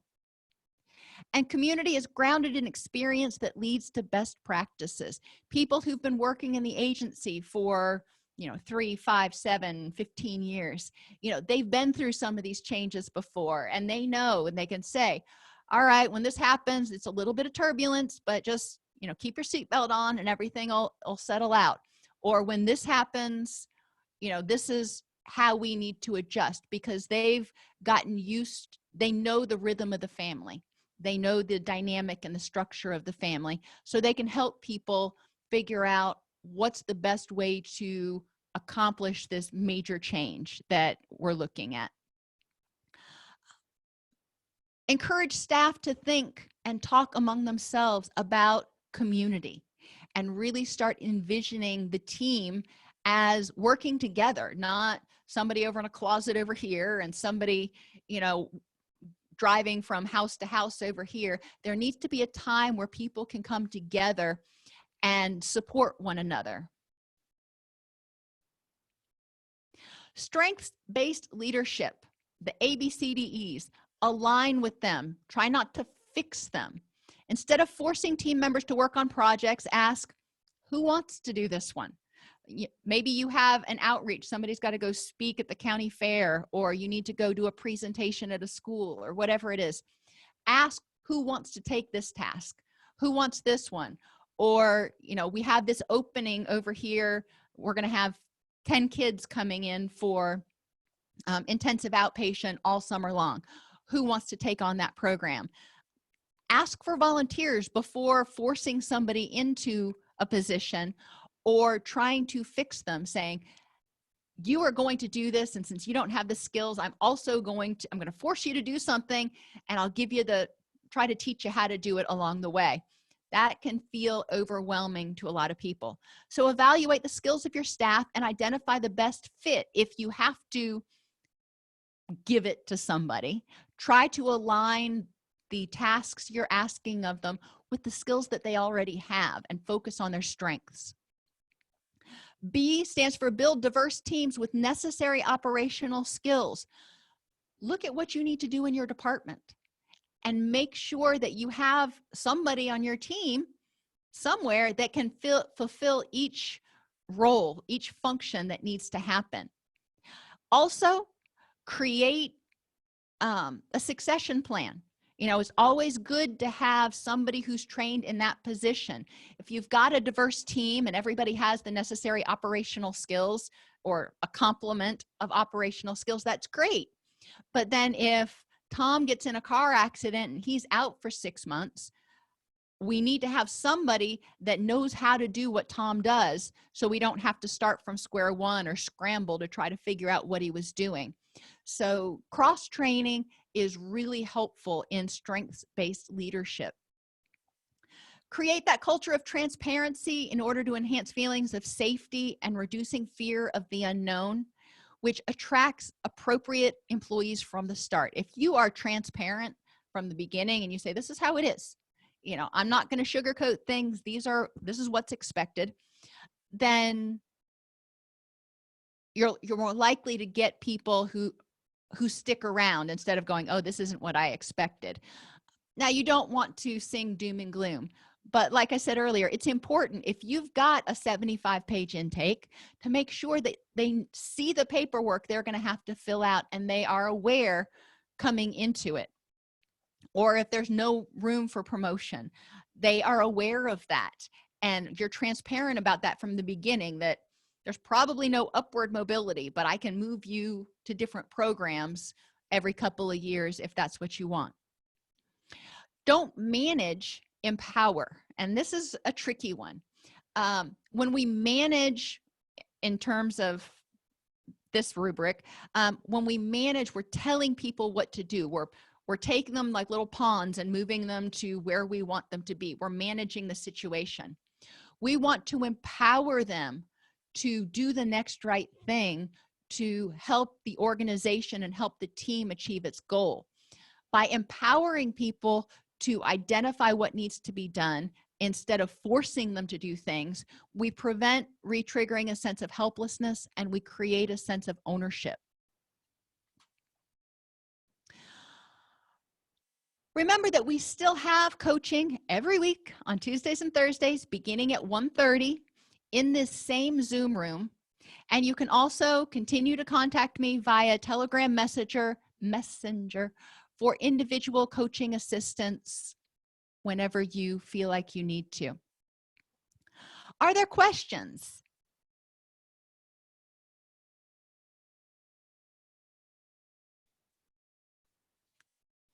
Okay, remember, if you have been to all 3 sessions, you have to be to all 3 to get CEUs. If you've been to all 3 sessions and you haven't done it already, please put in a private message, put your name and your license number so I can get your certificate to you this weekend. Dawn, thank you very much for 2 full days of training. I can't imagine how exhausting. No problem, Josette. I'm glad to have you here, and I look forward to seeing you in coaching. Thank you. How can we access the recording? Marla, you can contact Pi or McCormick. I guess it's Pi. Yes. And the recording from this webinars? Yes. As soon as Zoom processes it, and Zoom's been a little slow the past couple of weeks. It could take, I know that. But as soon as they have it processed, then I'll download it and give Marla a link, and then she'll be able to download it. So my guess is by mid next week, they'll have it available for you somewhere. But Marla, if you are in the room, maybe you can speak to when that might be available. Yes, so I already have the video downloaded from yesterday's session. So I'm going to get that uploaded today and sent to Carrie so she can put it on our website so you guys can have access. And then same thing, once I get this recording, I'll make sure it's up for you guys by Monday. Wonderful. Yeah, if we can just get an email stating that it's already available on the website, that would be helpful. Okay, I can do that. Thank you so much, Marla. Yeah, no problem. Have a great weekend, everybody. Thank you again, Dawn. Bye, too. everybody. Be safe. And remember, I will stay here as long as y'all want to chat. If you have questions or you want to work on applying this stuff to your individual organization, I am at your disposal.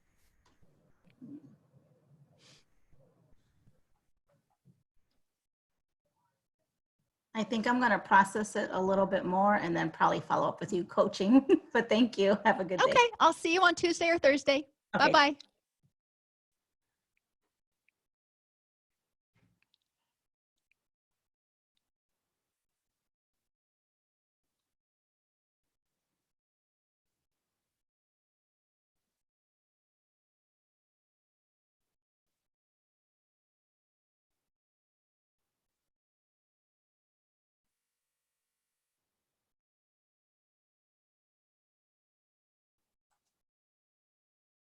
Okay, Marla, I guess it's just you and me. As soon as this finishes processing, I will download it and I will send you a, do I have your email?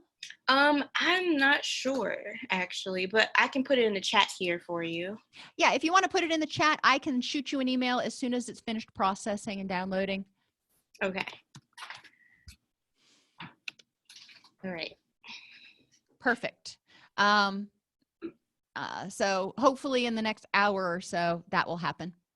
Okay. Thank you. Thank you. Bye-bye. Bye.